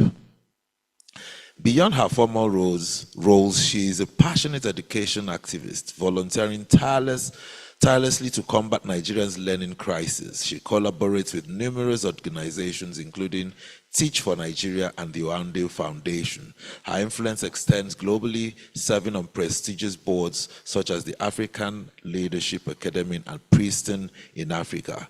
Please welcome Mrs. Folashade Adefisayo. She is the former Commissioner for Education in Lagos State. You're welcome, ma'am. Yes, please. Okay, I've been told she has a presentation to give. So if you're ready, you're welcome to give your presentation before we start the panel discussion.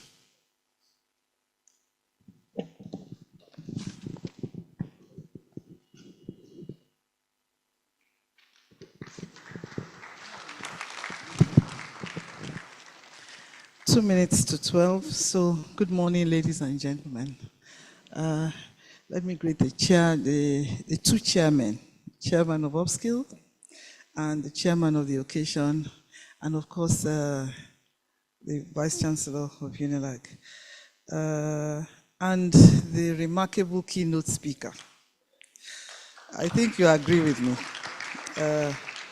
It's always good to go to such events because I'm very lucky, I think, in life because I have a relationship with every one of them. Everyone. Some biological even, that is familial relationship, and some of them by way of us meeting along the path of life one way or the other. And I thank Mrs. Shofora for inviting this great group of people. Thank you. And for inviting me to this occasion. I was supposed to review the teacher immersion course, but I'm fine with not reviewing it because the lady before me has spoken, so I won't talk too much, and I'm glad I don't have to. I mean, how do you talk after Mr. Folusho Phillips? How do you talk after Mr. Demola Aladekomo? But I will refer to each one of them as well, because I think I should. Recently, you know, the JAMB results for 2025 were released, and over 78% of the students who sat for the exam scored below 200 out of 400. I think we were taught in school that 50% was pass mark. So, because scoring 200 is not, below 200 is not a pass mark. So clearly, significant, more than 3/4 of the children who sat for that exam failed. I mean, there were technical problems that JAMB admitted to, but I was surprised at the anger and, so expressed by so many people. People were cross, people were talking, now why would this happen? But this was just what had been for many, many years. I am proud of the fact that for many years I was consultant to the Education Policy Commission of the NESG, where you are chairman, And so I was lucky enough to study JAMB over many years, and I do have some data here. From 2021 to 2025, each year consistently, less than a quarter of the children who sat, just about a quarter, passed that exam. They were very happy this year to say they had the largest number who scored above 300, but it was still the same pattern. And this is an exam based on our curriculum, taught by our teachers, assessed by our teachers, based on our set standards, I believe, to our children who had been in school for a minimum of 13 years, and only a quarter of them could pass that exam. The constant dominance of low scores is not an anomaly. It's also reflected in other barometers of the quality of education system in Nigeria, of our educational system, including WAEC and Common Entrance. I'm someone who's always challenged JAMB. Not just JAMB.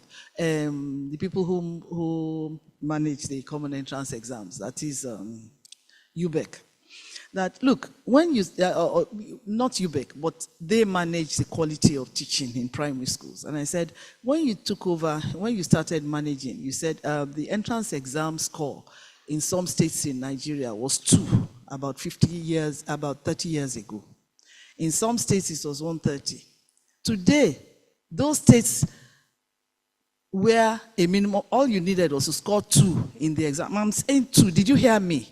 2, that is 2. 2.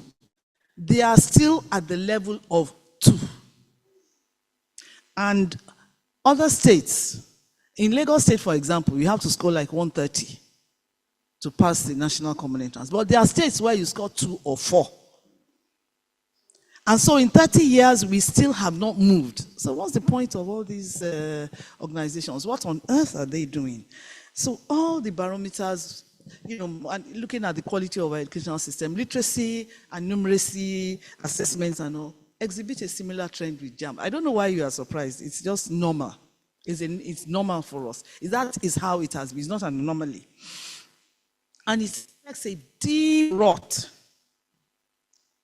in our teacher preparation and classroom practice, poor quality of preparation, unequal resources, technical problems like the curriculum misalignment, outdated curriculum, exacerbated by poor teaching and assessment methodologies, and distracted, disengaged learners. People blame the learners. When you've been principal of a school like I have in a number of schools, people will say the children are not serious, they're on TikTok, they're on things like that. They're on TikTok because your class is not relevant to them and it's boring and tedious. So if I were, I followed a class once in school from GS1, from first period to the 8th period, just following them from class to class. By the end of it, I knew that if I were a student, I would rebel. And I was a fairly troublesome girl. So I would imagine that when I was in school, I would do something so that the teacher would punish me. And I remember some of the punishments were silly things like go and pick the leaves outside. At least it's more interesting than listening to somebody. So I'll go outside and pick leaves there and, It's poor teaching. And as the daughter of 2 teachers myself, one of whom, my mother, I still reckon is the best maths teacher ever. I know the power of the teacher. There is no study. If you go into the research about quality of education, talk about Finland, talk about Canada, talk about Australia, talk about the US, talk about other countries. The most critical factor is the teacher. It's what happens in the classroom between the teacher and the pupil. The infrastructure is important. That's why my brother, I said we should do infrastructure in Ere. I went to Ere. I don't know how that's a city. I won't say more than that. But because I'm an Ijesha lady just like you are an Ijesha man. But that's not a city, my brother. But feel happy, feel happy. We too call ourselves kingdom. So it's all right. It's all right. You see, let me give you an example of the importance of teachers. I remember I went to consult for a state in the north, a rural school, about 100 kilometers from the state capital. And I visited and had an interaction with the best teacher I have seen in a long time. The class had no furniture, The children sat on mats on the floor. But the head teacher told me that that teacher that you are going to see, I always put him in primary 1 because I've got to get my children reading. If they pass through him, they will read. And once they can read, well, they will read till primary 6. But once they cannot read by primary 2, 3, you've almost lost them.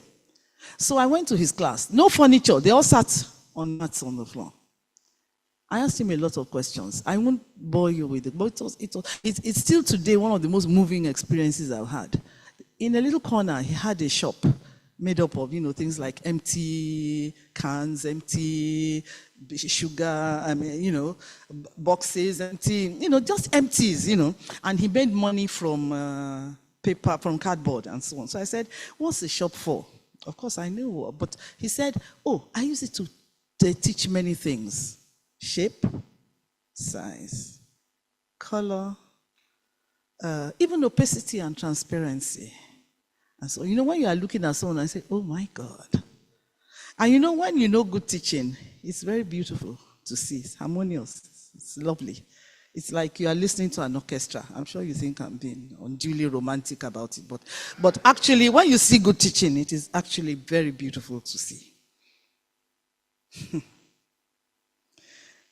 I was so touched. I wrote to the state government that I have seen one of the best teachers I've ever seen. Please encourage him. The children, all the teachers had been taught phonics, but he actually taught phonics. So his children could read. I remember when we were doing cat, the phonic sounds, k, at, So he taught them k, at, and then he started demonstrating meow, meow, and all the little children said meow, meow. So they had fun, they enjoyed it. Do you think they are going to forget? But when you say C-A-T, cat, it's a different thing, isn't it? The teaching pool faces many challenges. The poor quality of entrance and so on. But my own pet peeve with the teaching, with the way we train our teachers, is the curriculum. There was, about a year ago, I was asked to talk to the deans of education. I'm sure some of them are here. Please, some people hated me from that day till now. And I apologize. I don't want you to hate me, but I'm all right. I'll take the hate.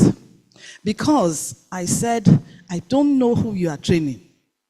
You are training physicists, mathematicians, English graduates, and all this philosophy and so on.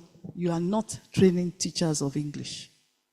You are not training teachers of mathematics. And that's why I really was excited by your comment that why isn't teaching a postgraduate profession? Go learn physics, maths, early years, and so on. Then go and do a postgraduate degree in teaching.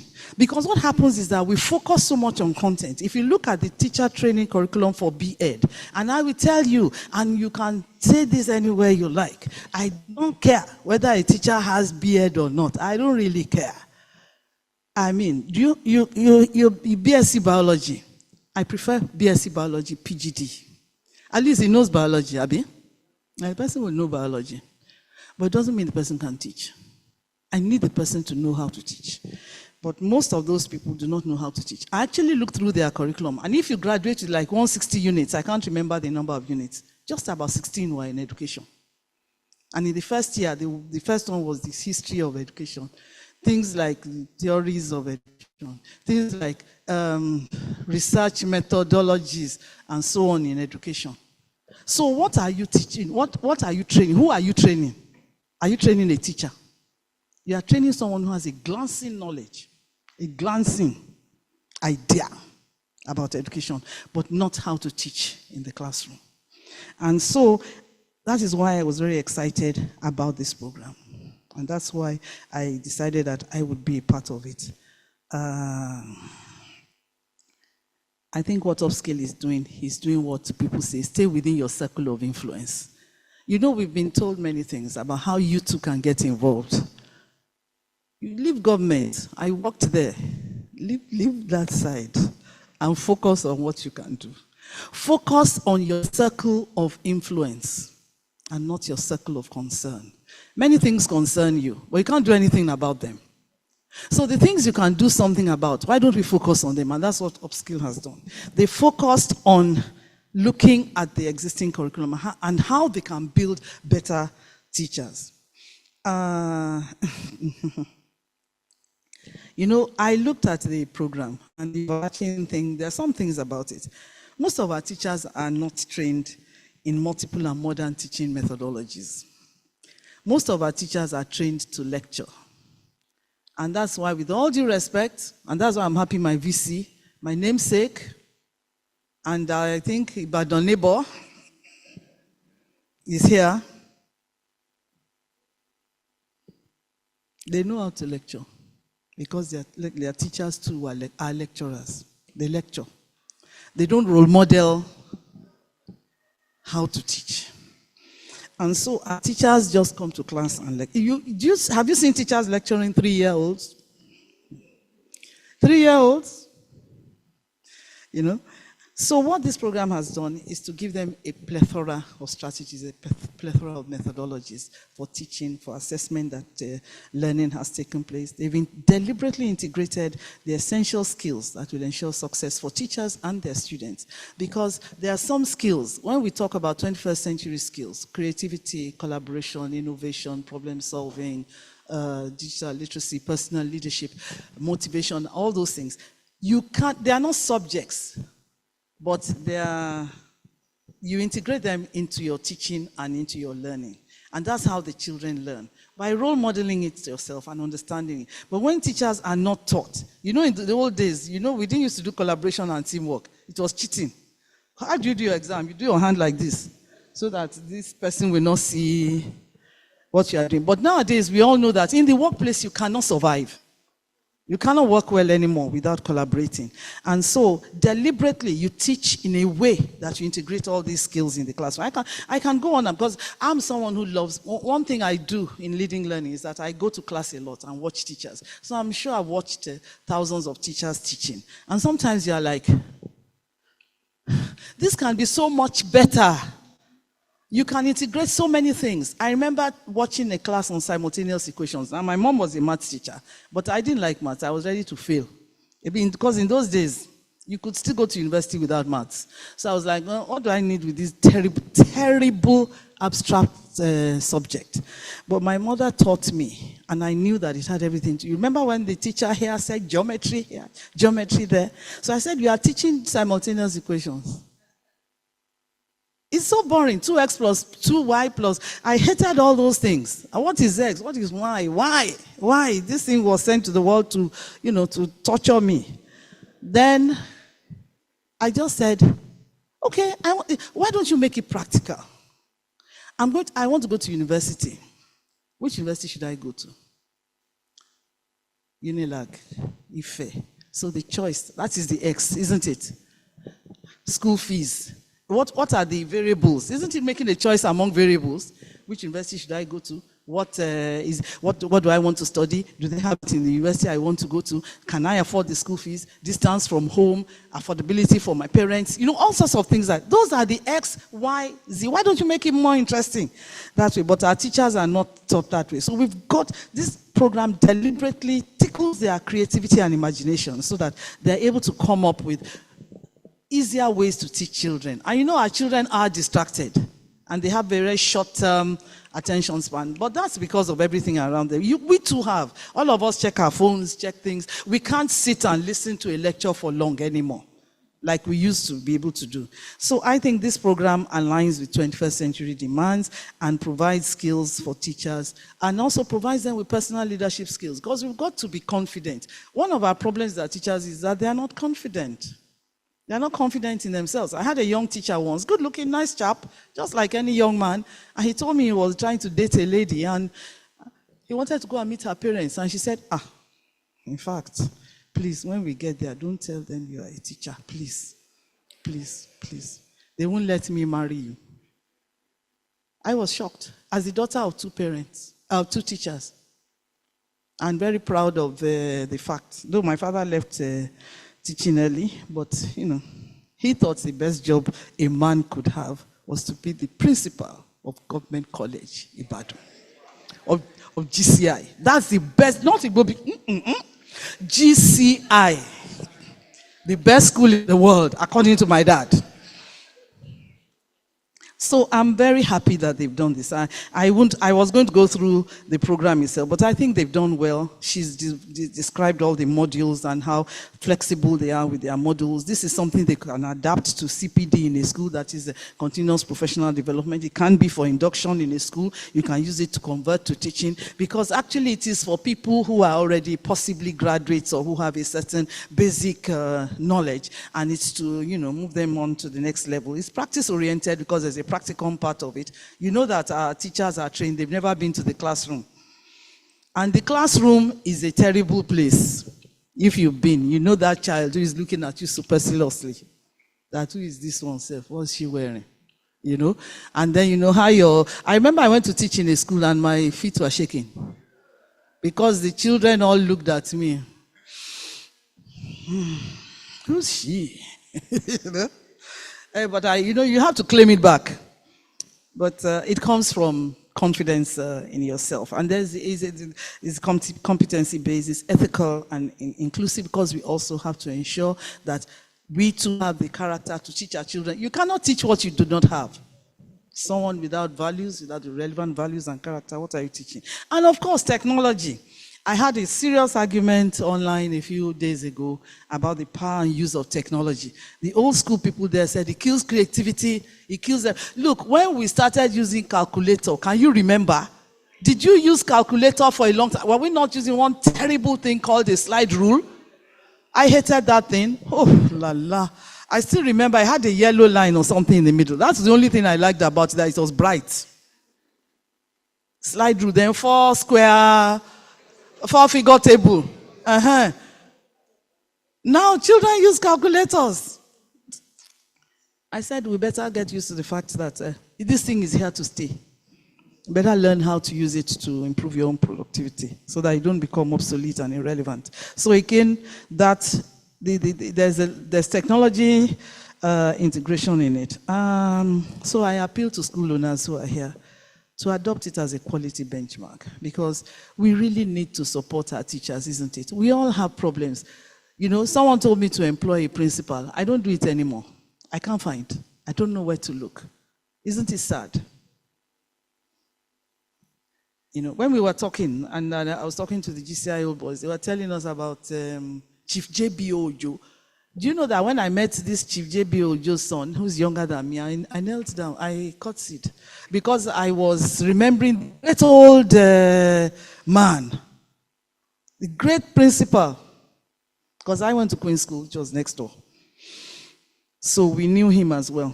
So you could adopt. We really need to start training our teachers, and we need to stop this intermittent, low-quality training programs that are around. This is a good quality, well thought through, well-researched, evidence-based program, and I think that we should support it as a quality. So for private schools, but for public schools, again, I don't know how you're going to do it. But don't deceive yourselves. They have money. Let me tell you, they do. They do. Or they have access to UNESCO and people like that. So maybe you can go to UNESCO and co and the development partners and tell them to support you with this program.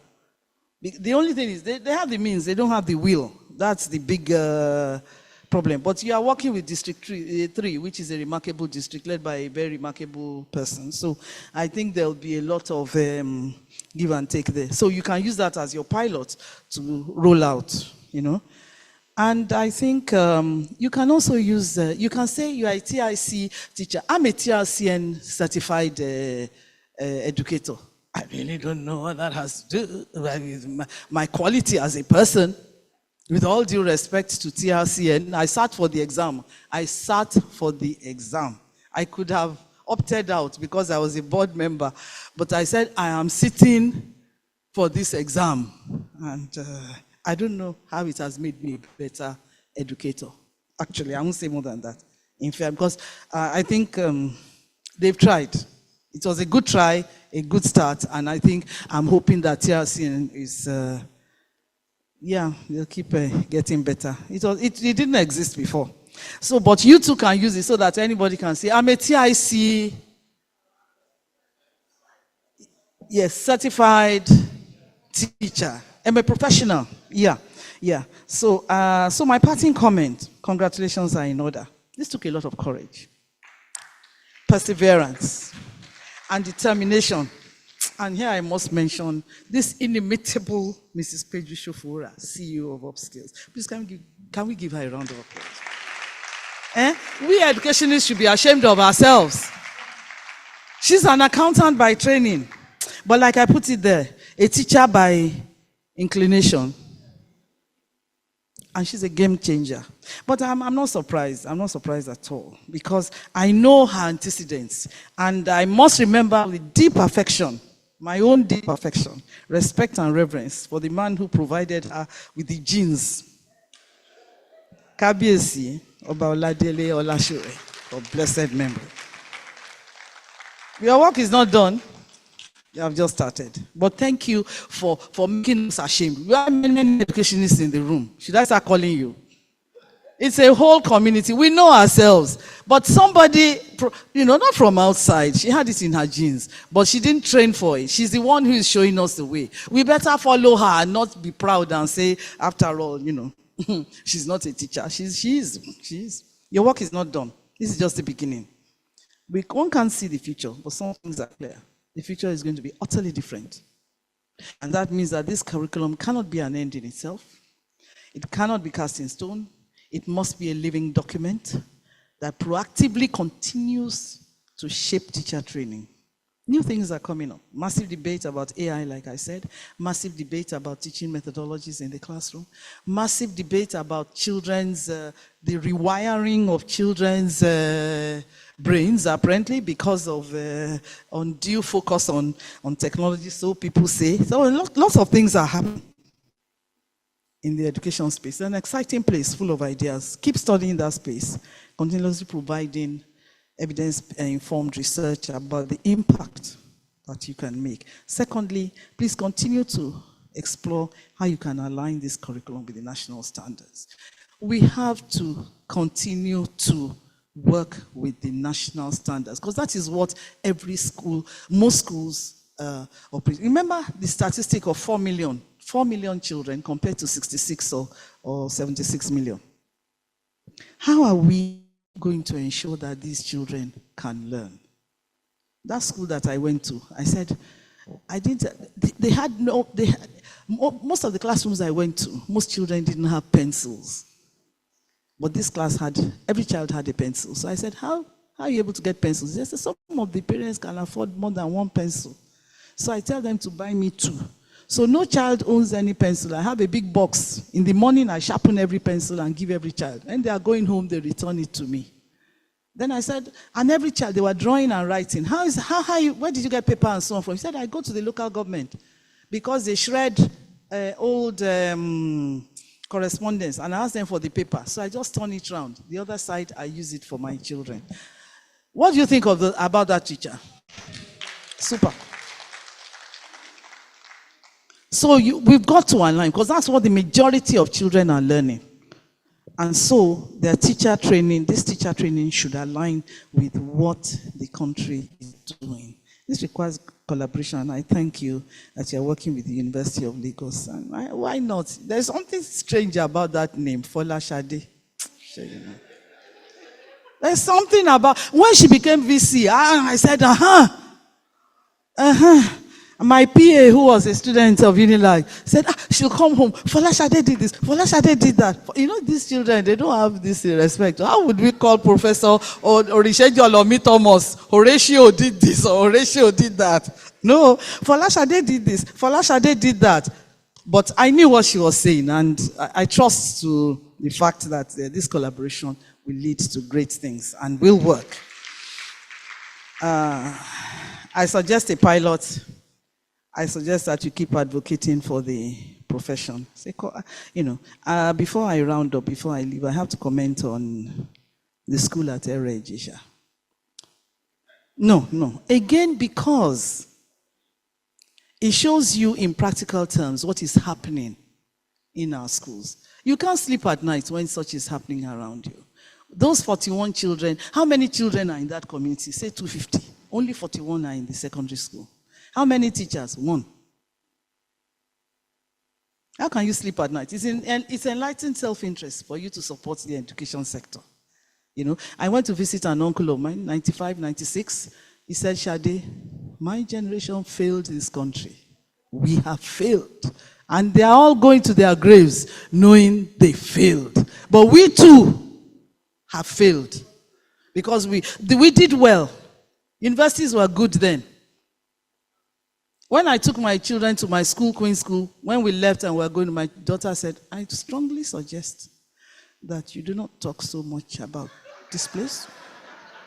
I strongly suggest, just say suggestion. It's just not. So I think for all of us, I hope you are moved to a call to action. To act now. Don't say it's none of your business. It is. Are you not recruiting staff? Can they work? Can they write? Can they read? Do they understand you? All what you said, all the Oyinbo you said, if you had spoken it to a certain generation, they would say, what is he saying? So we have to do something. Thank you very much. Let us lead the change. Please, let us equip our teachers. Let's be part of it. Thank you very much for having me. Thank you very much, Mrs. Folashade Adefisayo.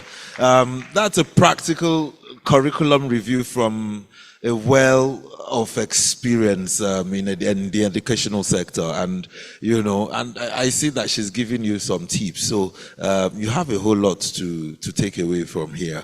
Again, ladies and gentlemen, if you scan the barcode that you have from that paper, it gives you the program for the day. If you go to the second to the last page, you will see 3 links. One of them says if you have any comments or questions, please click on that and then drop your questions on through your phone. We are going to have and pick it up from here. Before we have the goodwill message from the professor, second for Lashade here, I would like to acknowledge a few special guests. You all are special guests, but then I have to acknowledge Dr. Femi Ogunsoya Oxbridge. Are you here? Thank you for coming. Thank you. Mrs. Lola Koiki. Is it like, okay, Mrs. Lai Koiki, thank you. Professor Mrs. Omwegun, she is VC Monarch University, Ota, Ogun State. Thank you, you're welcome, ma. Chief F, that is Felix Fagbongbe, Senior Advocate of Nigeria. I saw him a while back. Okay. Dr. Yemisi Ogun, she's here. Thank you, you're welcome, ma. Thank you. Abimbola Olashore of Olashore International School. Thank you. Mr. Dele Ma, this is teacher. Mr. Dele Martins, yes, are you here? Okay. Mrs. Gbemi Shashore, I think I saw her somewhere up there. You're welcome, thank you very much. Dr. Olatokubo Oseni, where's, okay, you're welcome. Representative of the Commissioner of Education, Ogun State. Oh, you're welcome. Thank you very much. And ladies and gentlemen, I will continue to announce those names as we continue. Those are the ones I have on my list as of the moment. I hereby invite Professor Mrs. Folashade Ogunshola, OON, Vice Chancellor, University of Lagos, for the goodwill message.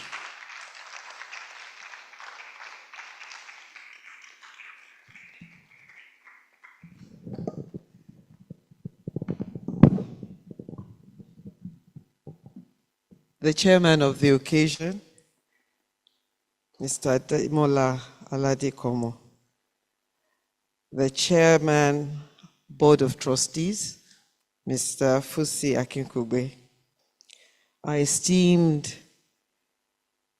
keynote speaker, Mr. Phillips. Sorry, please just give me a second. The book reviewer, my namesake, Mrs. Adefisayo, esteemed educators, esteemed teachers, I am extremely proud and I feel very privileged to be here to give a goodwill message. I am a doctor by profession, but I am now an educator. I dare not say I'm a teacher because I wasn't trained. I'm a lecturer. I have been told that lecturing is different, and I agree. I totally agree. And I want to say one or two words before I give my goodwill message.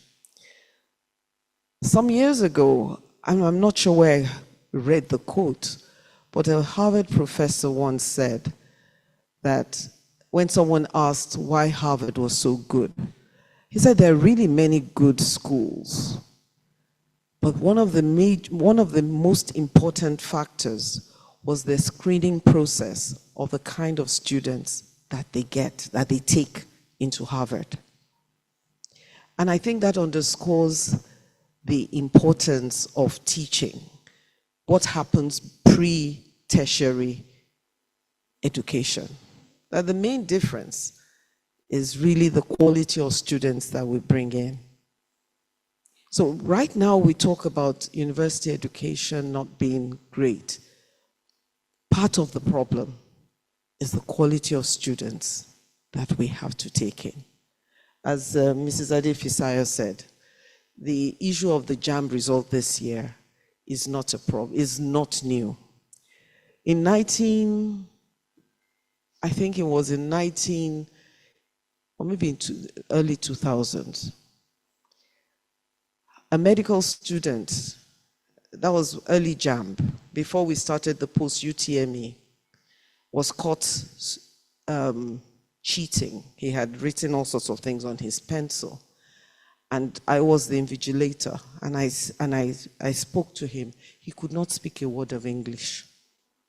And that was somebody who purportedly had gotten a very high mark in JAMB at that time. In fact, we did a study, and we found out everybody that came in with 270 something and so on did not do as well as those that came in with 220. Just they made it. Those ones worked. Those ones came in because they learned. And the 270s had bought their JAMB. So the university started the post-UTME with a lot of people fighting that. But let me now say, because of that, at least at the University of Lagos, we now have more engaged students. And whenever you have young people being cheeky and answering you back, you know that, they're thinking. So you have students who can challenge you a bit more. But we still have a challenge. We're not yet investing, because the quality of the students reflects the quality of the teachers at all levels, even at the tertiary institutions. And as a nation, when people want to support the education system, they say, let's do something for the students. There's no multiplier effect there. If you invest in the teachers, you will get good outcomes year on year. Someone also said, if you want patients to get well, you invest in the doctors and the nurses, not in the patient. Because bad doctors, bad nurses will give you a poor health outcome. And I think as a country, because when people want to support not just the secondary schools, but the tertiary, they want to support the students. And that's where it ends, that's it. But if you support the lecturers, you support the teachers, then they will give good education to the students. And so I want to congratulate Upskill Educational Initiative that we are partnering with at the HRDC, the Human Resource and Development Center. We are partnering because we do believe in what they are doing. You must invest in the student, in the teachers. And when we've invested in the teachers, we must take it the next step and implement a good reward system so that we can make sure that we bring our best and encourage those who are in teaching, who love teaching, to stay in teaching. There are many people who love teaching who have left, except the very strong, which is happening at all levels, because they must feed. So as a country, we must also pay them their worth. We're not there yet. But I want to congratulate all the teachers here who continue to self-motivate and do what they love doing. And I want to congratulate Upskill, because when you give people the tools, not only does it wake them up, they wake up in the morning and they engage students. You come to class knowing you're going to give something beyond just saying, dy dx, x plus 2x plus will be this. Just to say, I agree with you. A great teacher is a gem. I will speak to my daughter. I'm just giving a few stories. She went to a school and she refused. When she was promoted out of a class, she was doing brilliantly. Then she was promoted out of a class. And then she started doing badly. And she kept saying, I like my teacher. She wanted to go back. So I went to meet the principal. And she said, everybody that goes through a particular teacher never want to leave, and they all do so well. I moved my children from that school after a while to another school, a Montessori. Why? Because at the same age, my children could not read as well as the others. So the difference in how things were being done mattered. And so I want to encourage every teacher who is going above and beyond. Please don't stop. You might not be paid enough. You might not be happy enough, but you will be blessed. We all look back. My best teacher was was the teacher who disciplined me the most. He was the teacher who forced me to achieve more than I thought I could.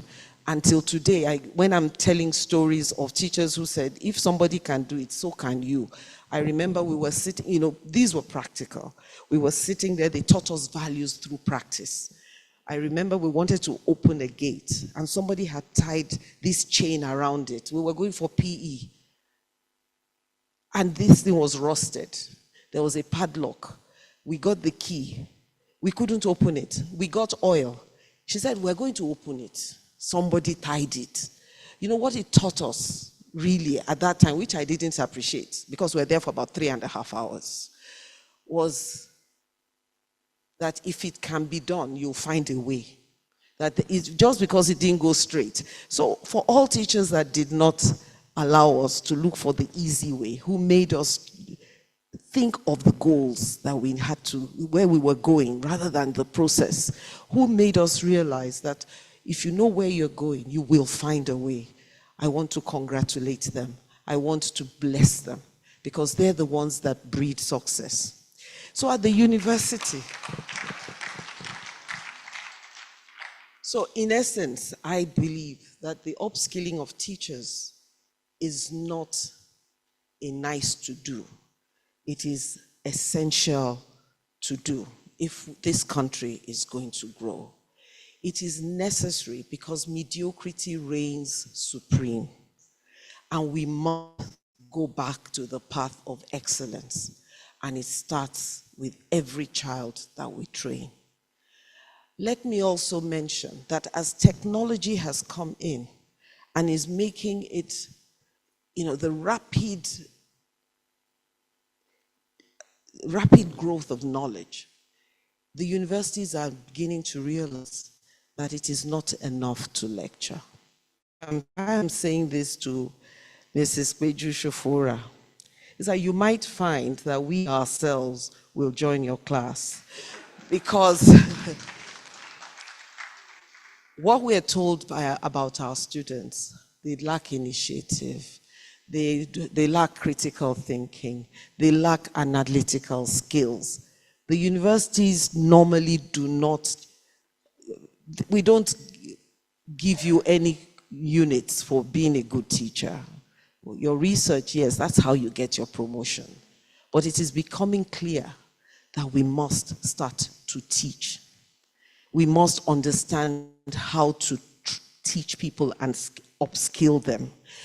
I was at Warwick University recently, and told, oh, we no longer, we're always fighting for flat classrooms because the auditoria do not allow for the kind of engagement you need to train minds. So people are looking for the flat seminar rooms. These are becoming a bit more obsolete because they are geared to lecturing, which universities have been doing for 500 years. So it is no longer enough. We now know that we will have teaching. It is becoming important, and I suspect that we're going to start promoting for those who can teach. It will become a point. So they have now developed a department of teaching excellence for lecturers. I also want to mention, and I'm sure we will partner with you, we have actually set up a unit to prepare lecturers to teach, because they must teach. And we've partnered with Warwick, but we need what you are doing. So I'm sure that we will talk to you a bit more about joining that unit and working with us. So on that note, I want to congratulate Upskill. I want to congratulate all teachers who are still determined to teach despite the harsh economy, and to say, please don't give up. We will get there, and this country can only do so well because you are teaching and teaching well. Thank you very, very much. Thank you. Thank you, Professor. We are overstretching this beyond the time allocated for this event, so we are going to move quite fast. I want to recognize the representative of the Teachers Council Registration of Nigeria, represented by Princess Ekuno. You're welcome. Yes, a round of applause. Right now we are going to be taking, or we are going to have the discussions or the engagements, which we are going to be short, and it's going to come from you, the audience. And to take this, I'm going to invite Joy Abara, Head of Programs Enterprise NGR, to take this. And I'm sure you guys have questions, you have comments, and she's just going to take all this and, just take them into one fulsome session with the panelists who are here. Joy, you're welcome. A round of applause for her. Thank you. Good afternoon, everyone.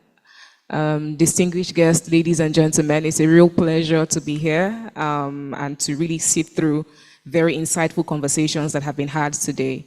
I'll move very quickly to the engagement. So this session is expected to be quite engaging. I mean, we've sat through very useful, relevant, timely conversations, and I'm sure that we have, okay, great, thank you.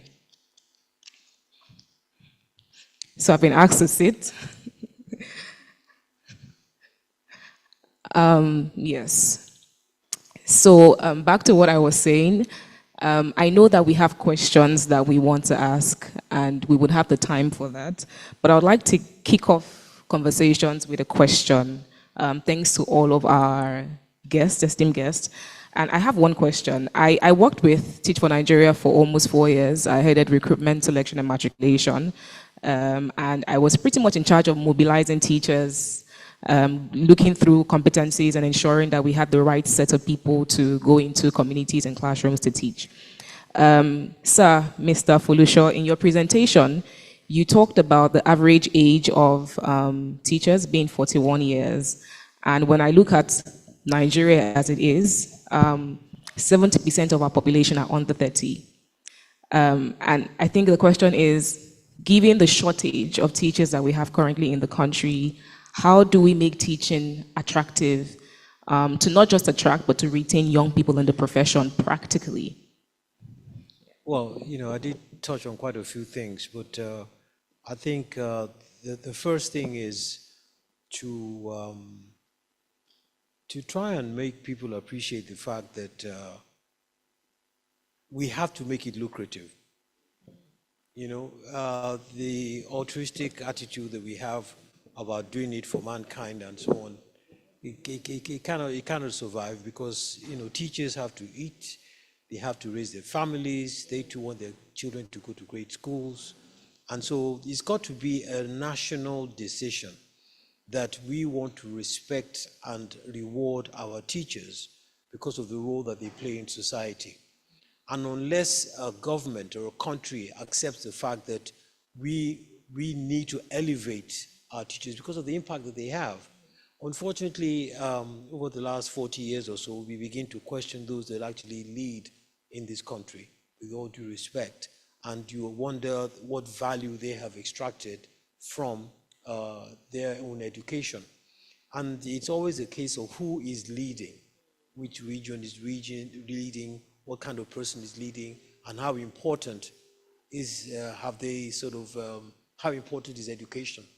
If you ask a country to spend a significant part of its GDP on education, tell you that no, we want to put it on infrastructure and all those other things, when yet the very foundation, the root cause for success is about the quality of your people. The quality of your people in terms of the knowledge, skills, capabilities, depends on the quality of the teachers, the teaching them. So the point is we have to recognize that teachers are important, and we have to put the money where our mouth is. It's as simple as that. Nobody will come to the teaching profession if I'm going to suffer. You know, it's not, it's as simple as that. We can begin to look at other kind of dynamic responses, but the fundamental thing is a government has got to decide that, the status of the quality of our people is something that we've got to raise. That's why I said that for me, the mission that I would have, if I was head of state of this country, and I've said I've been very consistent, to create the most educated and skilled workforce possible. You do that and everything else will fly. And to do that, you need to get teachers to do it. Thank you very much. A round of applause for that, please. I would like to encourage us to please, if we have questions, please, now is a good time. Feel free, please be courageous, be bold. You already heard about courage, how that is an important and confidence skill for teachers to have. And I understand that we have educators here in the room. So please feel free to ask questions. If you have any, please, you can just raise your hand and we will come to you. Great, we have one in the audience. Thank you.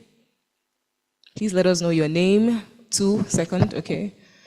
And maybe the organization that you're representing. Thank you. Distinguished people in the house, my name is Dr. Grace Oluwatoye. I'm from Iloko community. I also work in the NGO sector. First, Mrs. Awofisayo, let me thank you for reminding us about a great man whose great work produced Peju Shofowora. That's Kabiyesi Olashore. I'm sure he will have been super proud to be alive today to see this great work. Having said that, I like to let the audience know we already have a very robust plan of action that Upskill have put to us to do. But I want to disagree that we are not going to involve government. This is one of the undoings over the years. We keep saying government will not do it, government will not do it. And yet, government is the one having the greatest resource we have now. Simple suggestions that I have that I would like us to look at, aside the development partners you mentioned, they are part of government at the universal level. Why not our own government? We have institutions that are holding a lot of money because the foundation needs to be rebuilt. That's the truth. I'm happy to hear that the generation of our parents, their 90s, 100s, if they have been here, are now recalling that we are a failed generation. I'm in my 70s going 80, and I like to say always that we have failed. We have failed in the sense that a lot of things went wrong in our generation, and we keep looking aside without confronting it. Oba Olashore in his lifetime tried to do something at Iloko. We are all living witnesses of Olashore International School, which Bimbo and his team are anchoring so well. We should go back to our foundation, the primary and the secondary level. If we are looking at the trees, looking at the root cause analysis. What are the root causes manifesting what we see now? These have been well presented by our keynote speaker, and I'd like to ask, why can't TED Fund money, so much money in TED Fund, just building infrastructure? Bill Gates was here some 5 years back to say, Nigerians, look at your system and stop just building infrastructure. We have human capital. Go all over the world. You don't need to be told somebody is a Nigerian. In terms of where we are coming from and the charisma, the drive that we carry as Nigerians, with all sense of humility, especially those of us in southwest Nigeria, which is a result of the investment of the Awolowo era. Why can't we go back to that?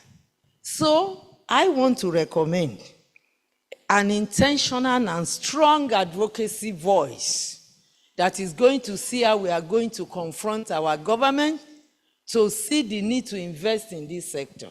Because all these things she has highlighted, she has designed curricula, how are we going to implement without money?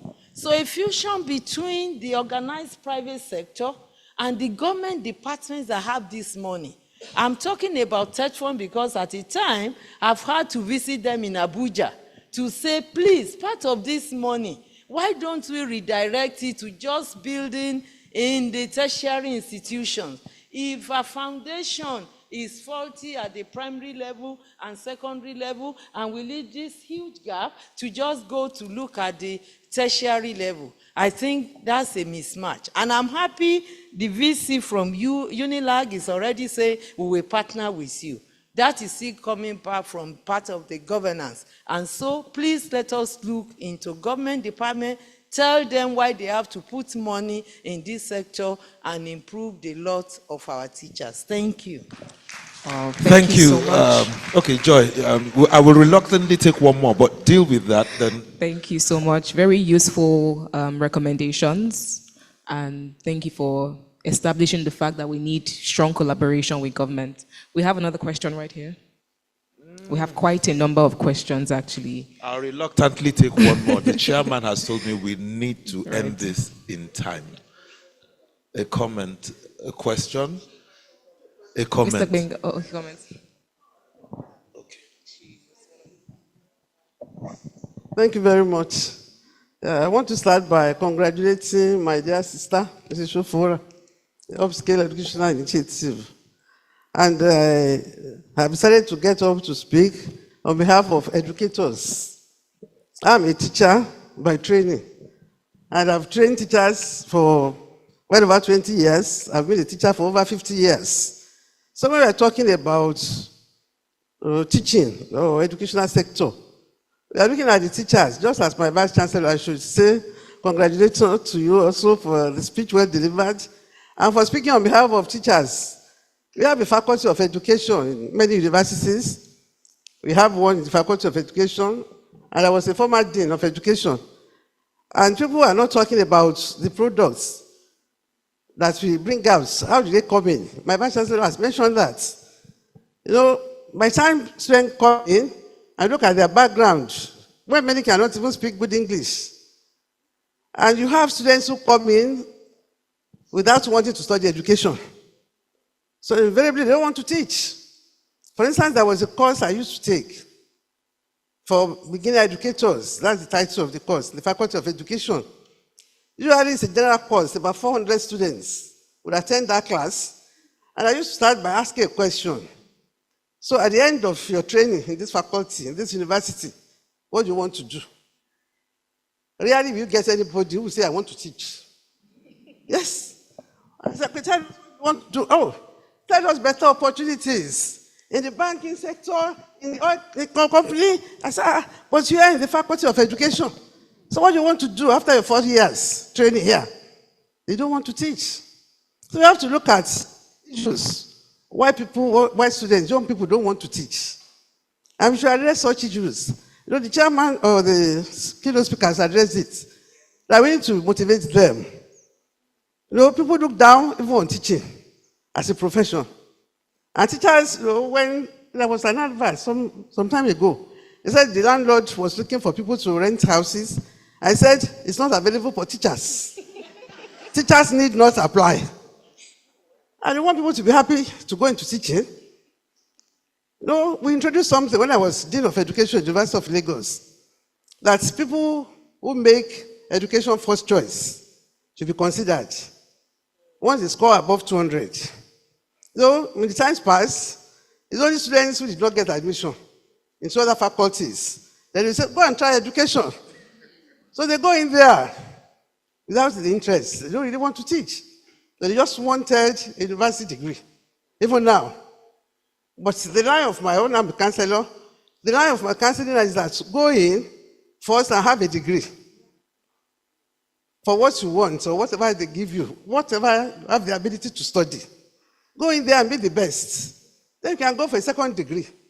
And if you now have interest in coming for education, then you come and teach. In fact, when I was doing that, when I introduced the fact that people should go for postgraduate degree in education before you can teach in Lagos State. So when you blame teachers, what we produce in the university, and those in the field, many are in the field without having a sound footing in education.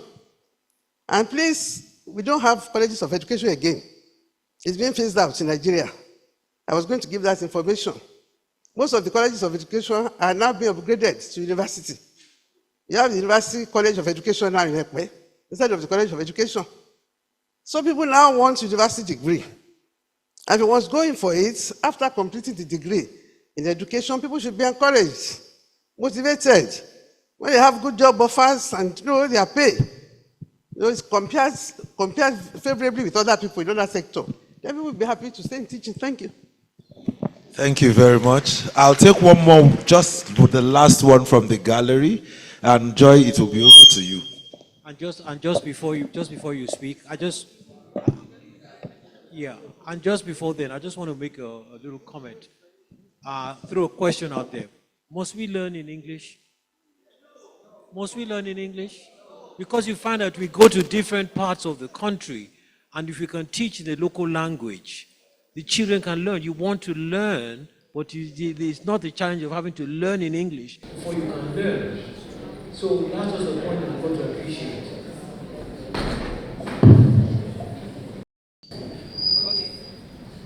Good afternoon, distinguished panelists. Good afternoon, ladies and gentlemen. The convener of this event, I thank you for the opportunity to speak. He said I have only 1 minute. My name is Bongo Oyekom Ismaila. I am the permanent secretary of the Teaching Service Commission, here representing Mrs. Victoria Mokwelola Peregrino, the chairman of TESCOM.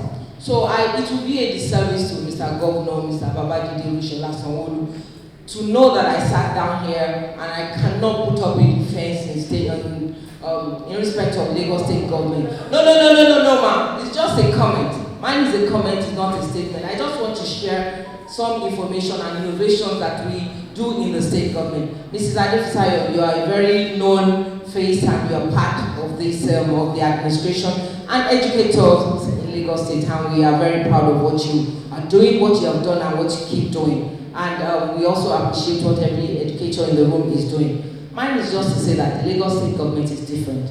We take teaching and our teachers very, very important and seriously. We pay over almost 200,000 remuneration that you put. The Lagos State government pays extra. And we know that it's not enough, but we still try our best to ensure that we have teachers. We have shortage. The state government pays over 20,000 teachers in the state, but still, we still don't have enough teachers according to the benchmark that we're supposed to have. And the state government is also partnering, actually spearheading and bankrolling most of the regional integration development that we're embarking on. We know that it's important because more than 60% of the people, of the pupils that we have in secondary and primary schools in Lagos State are from the neighboring state. So the state government is still doing more. We want to just encourage partnership and collaboration. And I'll take words back. that we're looking forward to partnering with the Upskill Educational Initiative, which we know eventually will bring better educators and give more chance. Mrs. Vice Chancellor, we appreciate you and thank you very much for the opportunity. Lagos State is the center of excellence and will not relent in doing that. Mrs. Shefora, so you have government to be or not to be, and Lagos State has offered that they're taking the feedback to the government. So we are going to call the government to ensure that Upskill. Yes, okay, one more here. One more here. Okay. Thank you, sir. Mr. Chairman, I want to stand on the existing protocol. I'm Professor Oyele Jimo from Taishuka University of Education. I'm actually standing in for my Vice Chancellor. My comment is on the issue, the fact that we are discussing quality and quantity. And we are tending to say that education should come at the postgraduate level. Even if we look at the statistics that has been given to us, we realize that they said 70% of the teachers on the field presently possess NC.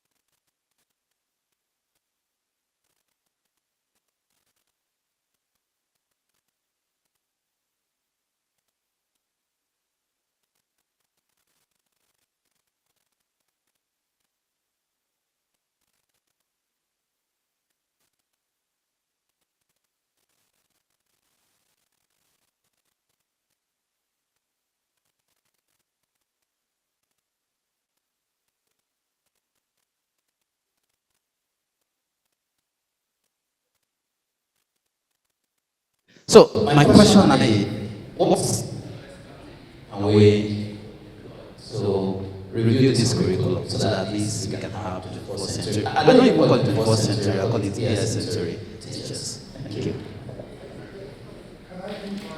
Yes, Chairman Veto, I have no choice now. For engineer, Mrs. Maduka, please.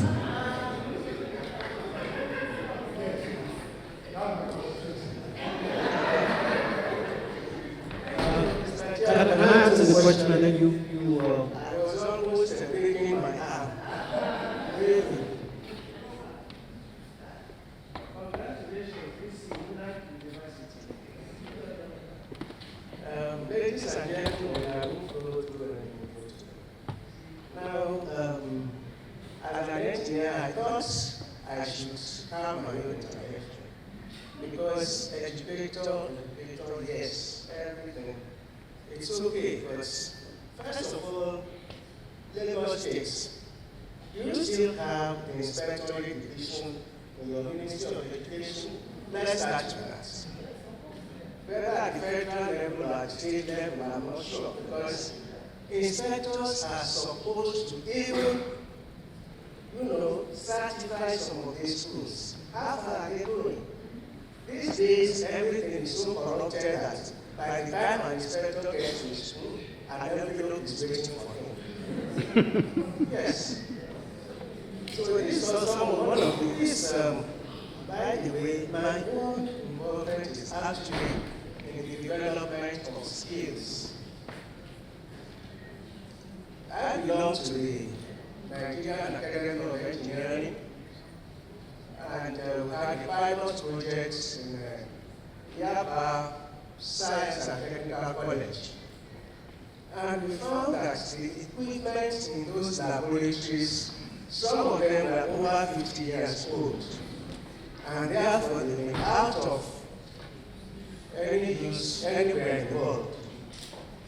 We found that the teachers were not committed. When we were on that pilot project, we offered to train the teachers, the technical teachers. They said no. The sponsorship we had, they didn't even come through the academy. Since they didn't come through them, they did not accept to be trained.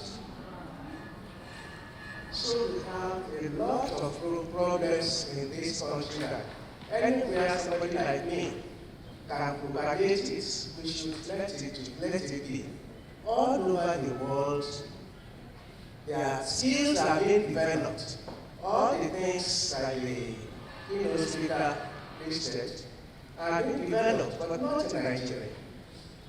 And what we want to in fact start with advocacy, because advocacy at all these levels, educators, developers, everybody, somebody talked about tech fund. We are actually working with tech funds on skills development. Luckily for us, we have a young Federal Minister of Education who is very interested in some of these things we are talking about. And I must say that we can't do completely without government. We need to partner with them and see how we can influence them. Skills development now, the federal government has announced that if you are going to do technical courses, your tuition will be free, accommodation will be free, and they are ready to support you. But how are we going to convince parents to send their children to a technical school? Anybody, if your child is going into a university and somebody is offering somebody else's child a technical college, the parents of that other one would think that it's cost. Why should they be going to learn plumbing or carpentry when his colleague is going to university? So we need a change of mindset. That's why I said mine is technical. I appreciate Kwechu and her colleagues in the education development. It's very, very important. But at the same time, millions of our children are roaming the streets, many of them on drugs. How can we bring them around? I'm proud to say that where I come from, and where Dr. Aladi and all the rest of us are from, we have programs on youth development, where we contribute money, technical development, and we need that. So I must say, we are going, maybe if Kwechu can sympathize with us what we are talking about, then we may be able to work with them. And my DC, you are most welcome. So that's as far as I go. Thanks very much. Thank you very much, man. So, Joy, over to you. To the panel, I just want to, I wasn't going to say this, but I just decided to add some context to this because we've talked a lot about what is going on, but when I think about it, there's some context that is also historical and political. Education 50 years ago wasn't the way it is now. But the centralization of education largely brought us to where we are today. When I was going to get into university, I'm not that old, but then there was the concessional exam. The people sitting on the panel will know what I'm talking about. Each university university had its own entrance exam. Recording in progress. And I did the last such exam before JAM was started the following year. So I just did the exam to University of Ife. I was even doing a holiday job in Unilag at the time. And I was sent a letter from Ife that I've been taken. I didn't go looking, or nobody was going looking to say, do you know somebody? I just did the entrance exam and I got admitted.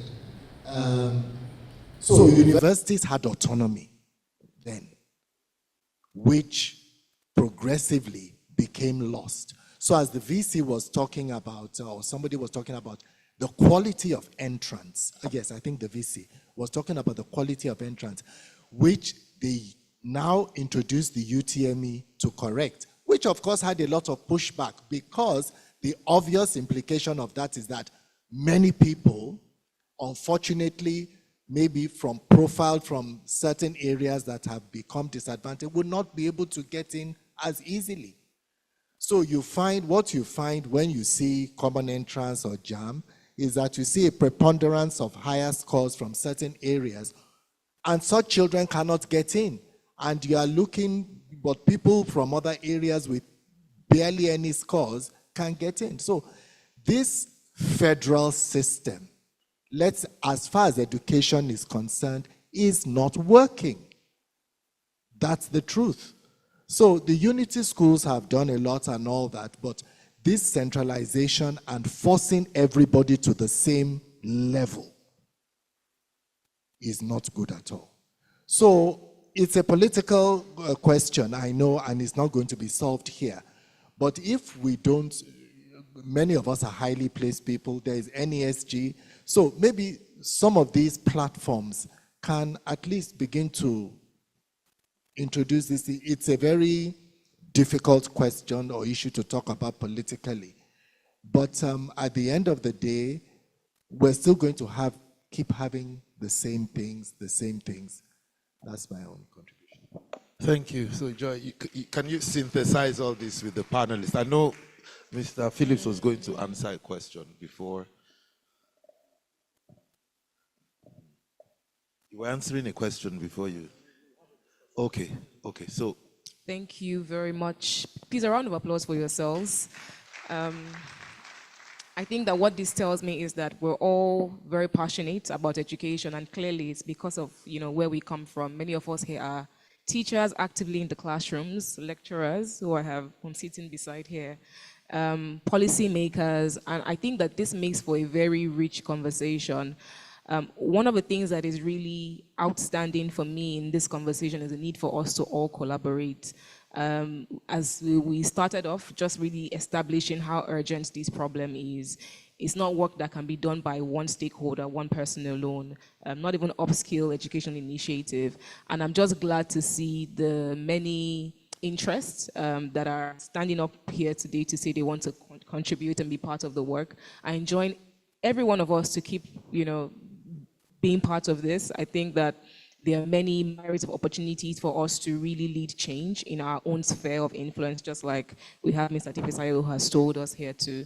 And so I would end here by charging us all to really not just have conversations and speak about problems, but also find opportunities where we can actively solve these challenges. Thank you very much for your useful contributions. This has been very, very well interesting. You will agree with me, right?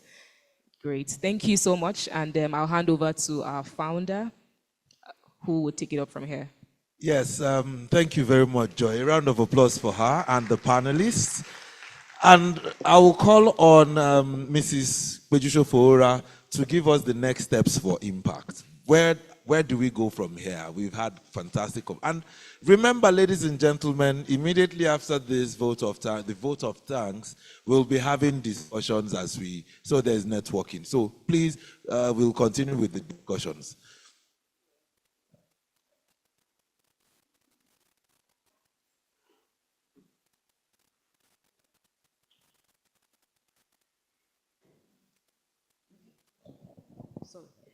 There is noted that you've not responded to the questions. Is there any need to respond? Okay, they want you to respond.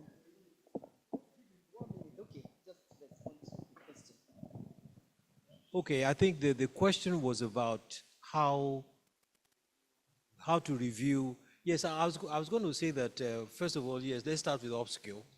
But on a more serious note, again, let's if we want to take it at a federal level, let's go back to the minister and see whether certain policy statements can be made that's going to help to drive a lot of these changes.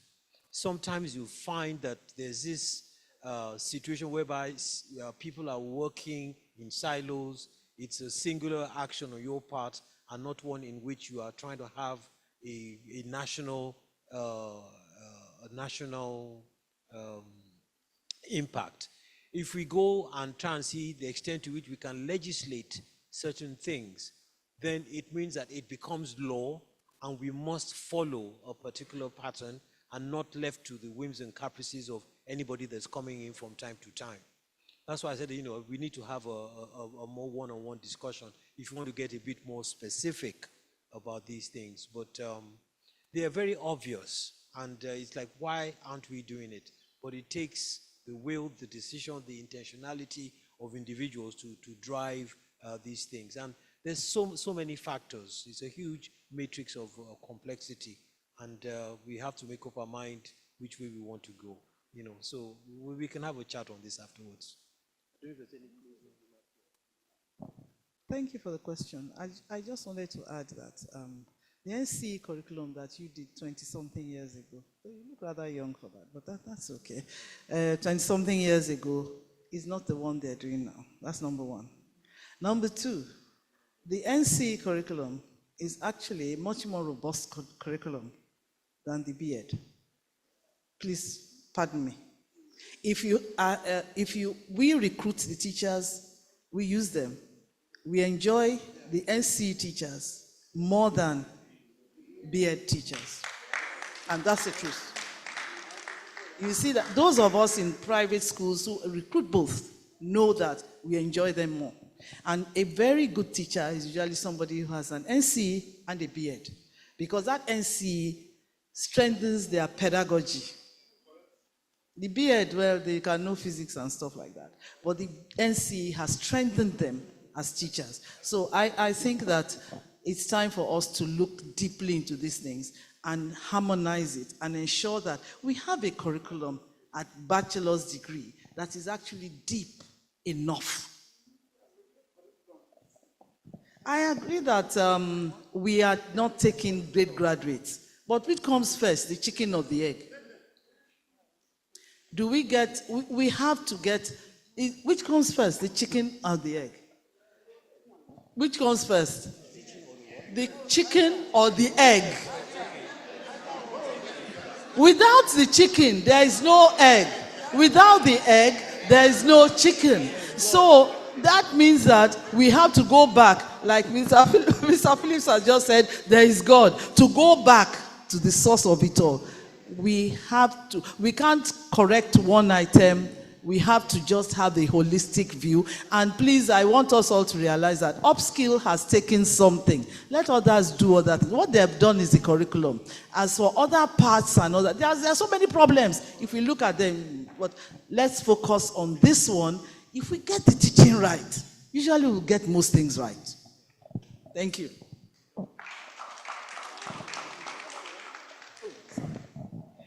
Thank you very much. I promised I will be done by 1, but it's after 1. So we'll just take, even my next step for impact, I will just quickly go over it so that we can close a network after we close the session. Thank you. Can I have the, yes, thank you very much. I think all the speakers have really, really done well. Thank you for where we have come. We will skip the key challenges. We all know what the challenges are. So let's just go straight to the next slide. And what's the next step? What are we trying to do?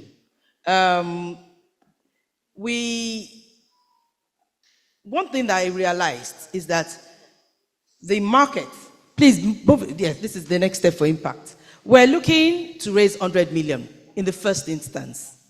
And that 100 million is expected to fund few things. First, there's a difference between the market acceptable price to pay for a course, and there's how much the course is going to cost us. So we need to fund the difference. We need to be able to award full or partial scholarship to teachers in the low-income communities. We need to strengthen teacher quality and provide stipends. In fact, that is very important. You can provide the scholarship, but you also need to provide the resources to enable them access the learning, logistics, stipend to cover data, and so many things. Then we want to have a complete rollout of this we're starting rolling out in August, between August 2025 to March 2027. We also need to develop strategies to support trained teachers in the low-income communities. If we want them to stay there, after training them, we have to find, thank you very much, Mr. Phillips. He has given us one or two initiatives that we can adopt. We have to find a way of funding those teachers so that they remain in those communities, because the reason why we have trained them must be realized within the schools in which they're coming from. We must also encourage schools to sponsor their teachers. All boys and all girls associations, everybody has gone to one school. We have to start looking at this thing from within. We are also looking at practicum. We have to partner with, I will say, more of the high-end private schools, so that the teachers who come to a practicum will come into an environment and see what a school should look like, how things are run. So we are looking to partner with schools who are willing to become a practicum hub for teacher training, teaching practice. Then we need volunteers for advocacy. Our community engagement, we need more people to join the community engagement. We need more people in the advocacy. We need to rebrand the teaching profession to attract and retain brilliant minds. And I think Mr. Phillips also had mentioned it, that we're looking at governments. They have to take the bull by the horn. The initial,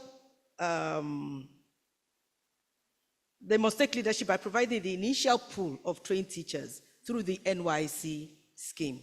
I believe that if we can get the NYC to cooperate and train teachers before they send them to schools, because you just get people, they go to the camp and you send them to schools unprepared. I think we can start having the initial crop of teachers that we're looking for. It is estimated that we have about 600 graduates every year that go into NYSC. I think that gives us the initial pool that we can work on them, we can prepare them, and some of them you might not know, they might enjoy the profession. And we have to also develop strategy to ensure we retain them there. So together, we can create a sustainable solution that will shape the future. I've just tried to make my 20 minutes into 5 minutes. I hope it resonates well. So we can quickly wrap up. I have that TRCN wants to say something. They've come here to say, and they want to say something. So please, can we engage them with 2 minutes? TRCN, please. And while TRCN is talking, please, I want our directors to be on note so that we can do the presentation of the plaques, and we take group photographs before we close. Chairman, you're going to talk after the panel to close. Thank you. Please make it a long speech, just short. Thank you. They are critical to where we want to go, so we shouldn't. We should allow.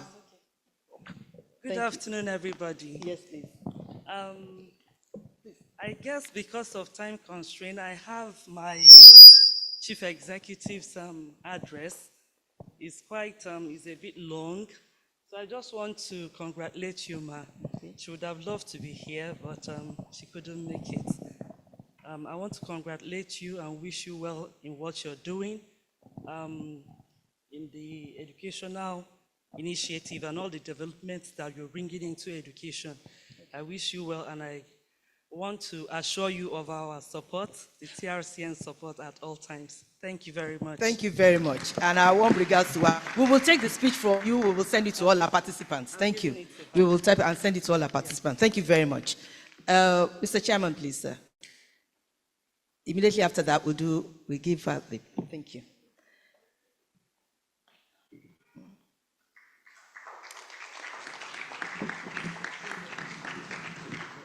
Thank you, sir. Thank you so much. I'm supposed to summarize everything we've done, but that's an uphill task, not upskill. We've discussed the massive crisis we have in our environment, but that's why you are all managers, that's why you are all experts to solve crises. And we're going to get it done. We thank Upskill, Mrs. Peju Shofora, for leading us, the board, chairman, and members of the board, our panelists, for a great job that you've done. We really, really thank you. We discussed teachers' salaries and retention. Some ideas came up about free university and immersion programs. And we can complement that with multi-year bonds. Mr. Fodisho Phillips gave us some good ideas on what to do with that. The VC, our very dear sister, Folashade, may the Lord bless you for the good work that you are doing, and also the idea you came up with about teaching our lecturers on how to teach. That is something to me heavily. You know, our lecturers, I had one that he just come in, copy everything on the board, and leave the classroom. So you saying teaching the lecturers how to teach matters a lot. And we listen to you when you say you're going to partner more with Upskill, apart from what you've done. Teachers' recognition is very, very important. The awards, the branding strategy, coming up with the success stories. Phillips Consulting is an expert in that. I believe a relationship between Upskill and Phillips Consulting with the federal government and all of us will be pretty key. We need to find a way to make teaching psychedelic. I don't know whether you still remember that word, psychedelic. Right. We need to make it funky. Right. Something that you look up to. And we've all agreed that there is nothing to look up to in teaching. But how do we make it look that psychedelic? I love teaching. But right now, even going to the classroom, when you go there, I mean, sometimes it somehow degrades your status because the way the society looks at it. So for me, it's a major issue. If there's something of scale and the rest of us must think about, because you can't build a nation without teachers. We are not going anywhere. I mean, after the family comes the teaching profession. So we need to make it funky. We need to make it psychedelic. And I think that's one of the major things we're discussing today. PCN is good. You are here. We need, in order to recognize them, we need to know who a teacher is. You need to find a way to have a database. And through that database, some kind of a portal right now, which Philip Consulting, the champs of this world, can help us scale to put in place. And then we now use it to elevate the teaching profession. Are we going to give them some kind of discounts when they are traveling? I don't know whether you remember when we were at Ife. I think there's only one university in Nigeria, right? You went to Ife? Okay. So, oh, sorry. Is there any, Professor Megu mentioned another university? Oh, you are of Ife? Yes, that's why. Okay. In those days at Ife, I mean, you had these student tickets. We used to go to London with 200 naira. Right. Just imagine we coming up with programs for teachers, whereby they get discounts, they get recognition, just like the American soldier, when he gets to the airport, they recognize them. Right? We should be recognizing our soldiers because they are dying for us. But before they even die, we pray they don't die, they need to be taught how not to die. And we need teachers to do that. So a database by TCN with Upskill, and then coming up with various kind of programs to elevate them will be very, very important. I like what our keynote speaker said. He gave us a national vision, if it's humanly possible, to be the most educated and skilled workforce in the world. That is the most powerful vision. We need to give him a big round of applause for that. Along with that, we need to teach for skills. As an employer of labor, certificates are useless now. You come to my office or any of our system with certificates, they are useless. They mean nothing. We need to start teaching for skills, not for certificates. Strategic actions, we had the 5-year plan. A most powerful one brought up by Upskill is the NYSC call, teachers call from NYSC. Can we have an advocacy working with Lagos State government that is doing very well? You must thank Mrs. Adefisayo for the work she did when in Lagos State. Please, a big round of applause for Lagos State. Please, Lagos State is not Nigeria. You are the second biggest economy in Nigeria. You are not Nigeria. We see our 35 other states struggling. So we thank you for what you are doing, but 35 other states are struggling. Can you work with the federal government, with the Felicia Phillips at the national level, towards getting NYC to be turned to a 2 or 3 year core with teachers, not everybody, but just think about it. When these kids leave, where are the jobs? We need to reform NYSC. It requires a lot of deep thought in teaching, nursing and co. But for today, in teaching, for those people that have it, and we motivate them, we empower them. That's one of the ways to make it psychedelic, to make it funky, to know that they are special people. They have this badge. They are recognized in society. Without that massive crisis we mentioned may be there with us for long. Ladies and gentlemen, thank you so much for being with us. Please, don't let it be another talk session. As we go out of here, let's think more about this. Jordan points, send it to Mrs. Shofora, and let's do a lot of advocacy. Again, we thank our keynote speaker, Mr. Adefisayo, Prof. Thank you so much. I wonder whether you passed your JAMB, VC, because you are looking so young. Ladies and gentlemen, God bless you all. God bless Nigeria. Thank you very much, man. It's been lovely having this event under your watch, and thank you very much for the professionalism and wealth of experience you bring to bear on the discussions. Thank you very much, sir. May I now invite Mrs. Tokima Bogunje, a round of applause for her, to do the plaque presentation to our special guests. Thank you very much, ma'am. Thank you very much. Good afternoon, everyone. And thank you very much for this really engaging session.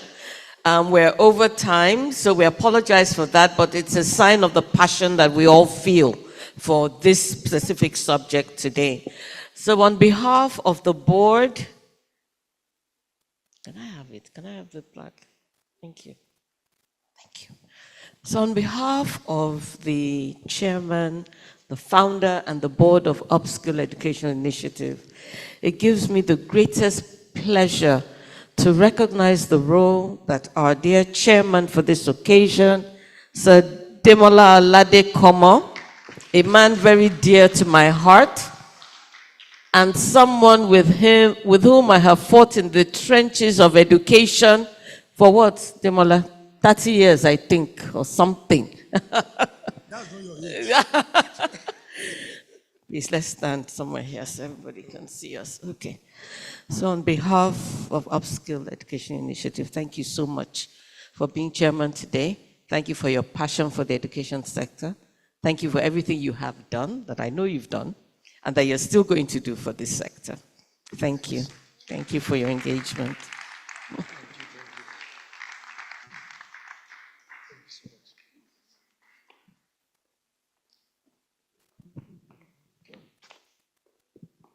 Okay, I'm going to be doing it for everyone. Right, so I also have the pleasure on behalf of the chair, the founder, and the board of Upskill Education Initiative to present to someone I've always admired all of his professional life. Our keynote speaker for today, and he has not let us down at all, Mr. Felicia Phillips. Also husband to a dear friend of mine. I introduced myself today. Mr. Felicia Phillips, please step forward.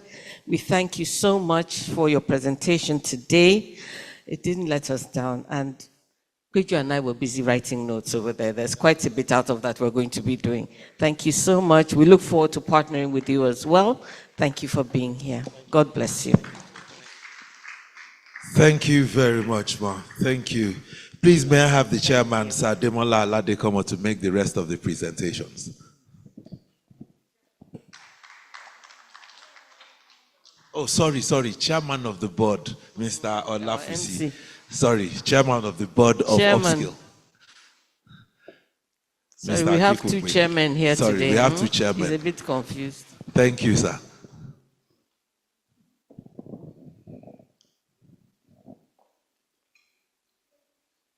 Okay, this is for the Vice Chancellor of the University of Lagos, Professor Folashade Ogunshola. Somebody who was nurtured in the University of Ife, like I was. At University of Ife. Thank you very much, madam. Oh, okay. Thank you very much. We know you have a very busy schedule, so we appreciate your time here. And finally, to somebody very dear to me, a cousin of mine, Mrs. Folashade Adefisayo, today's curriculum reviewer. Thank you very much for your time and for your expertise for reviewing the curricula for us.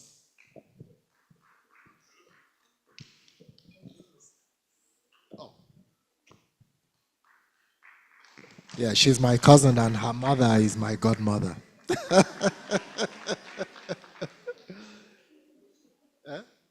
Oh, group picture, chairman.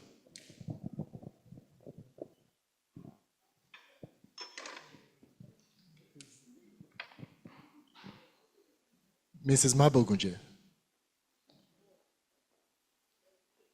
Everybody. Let's...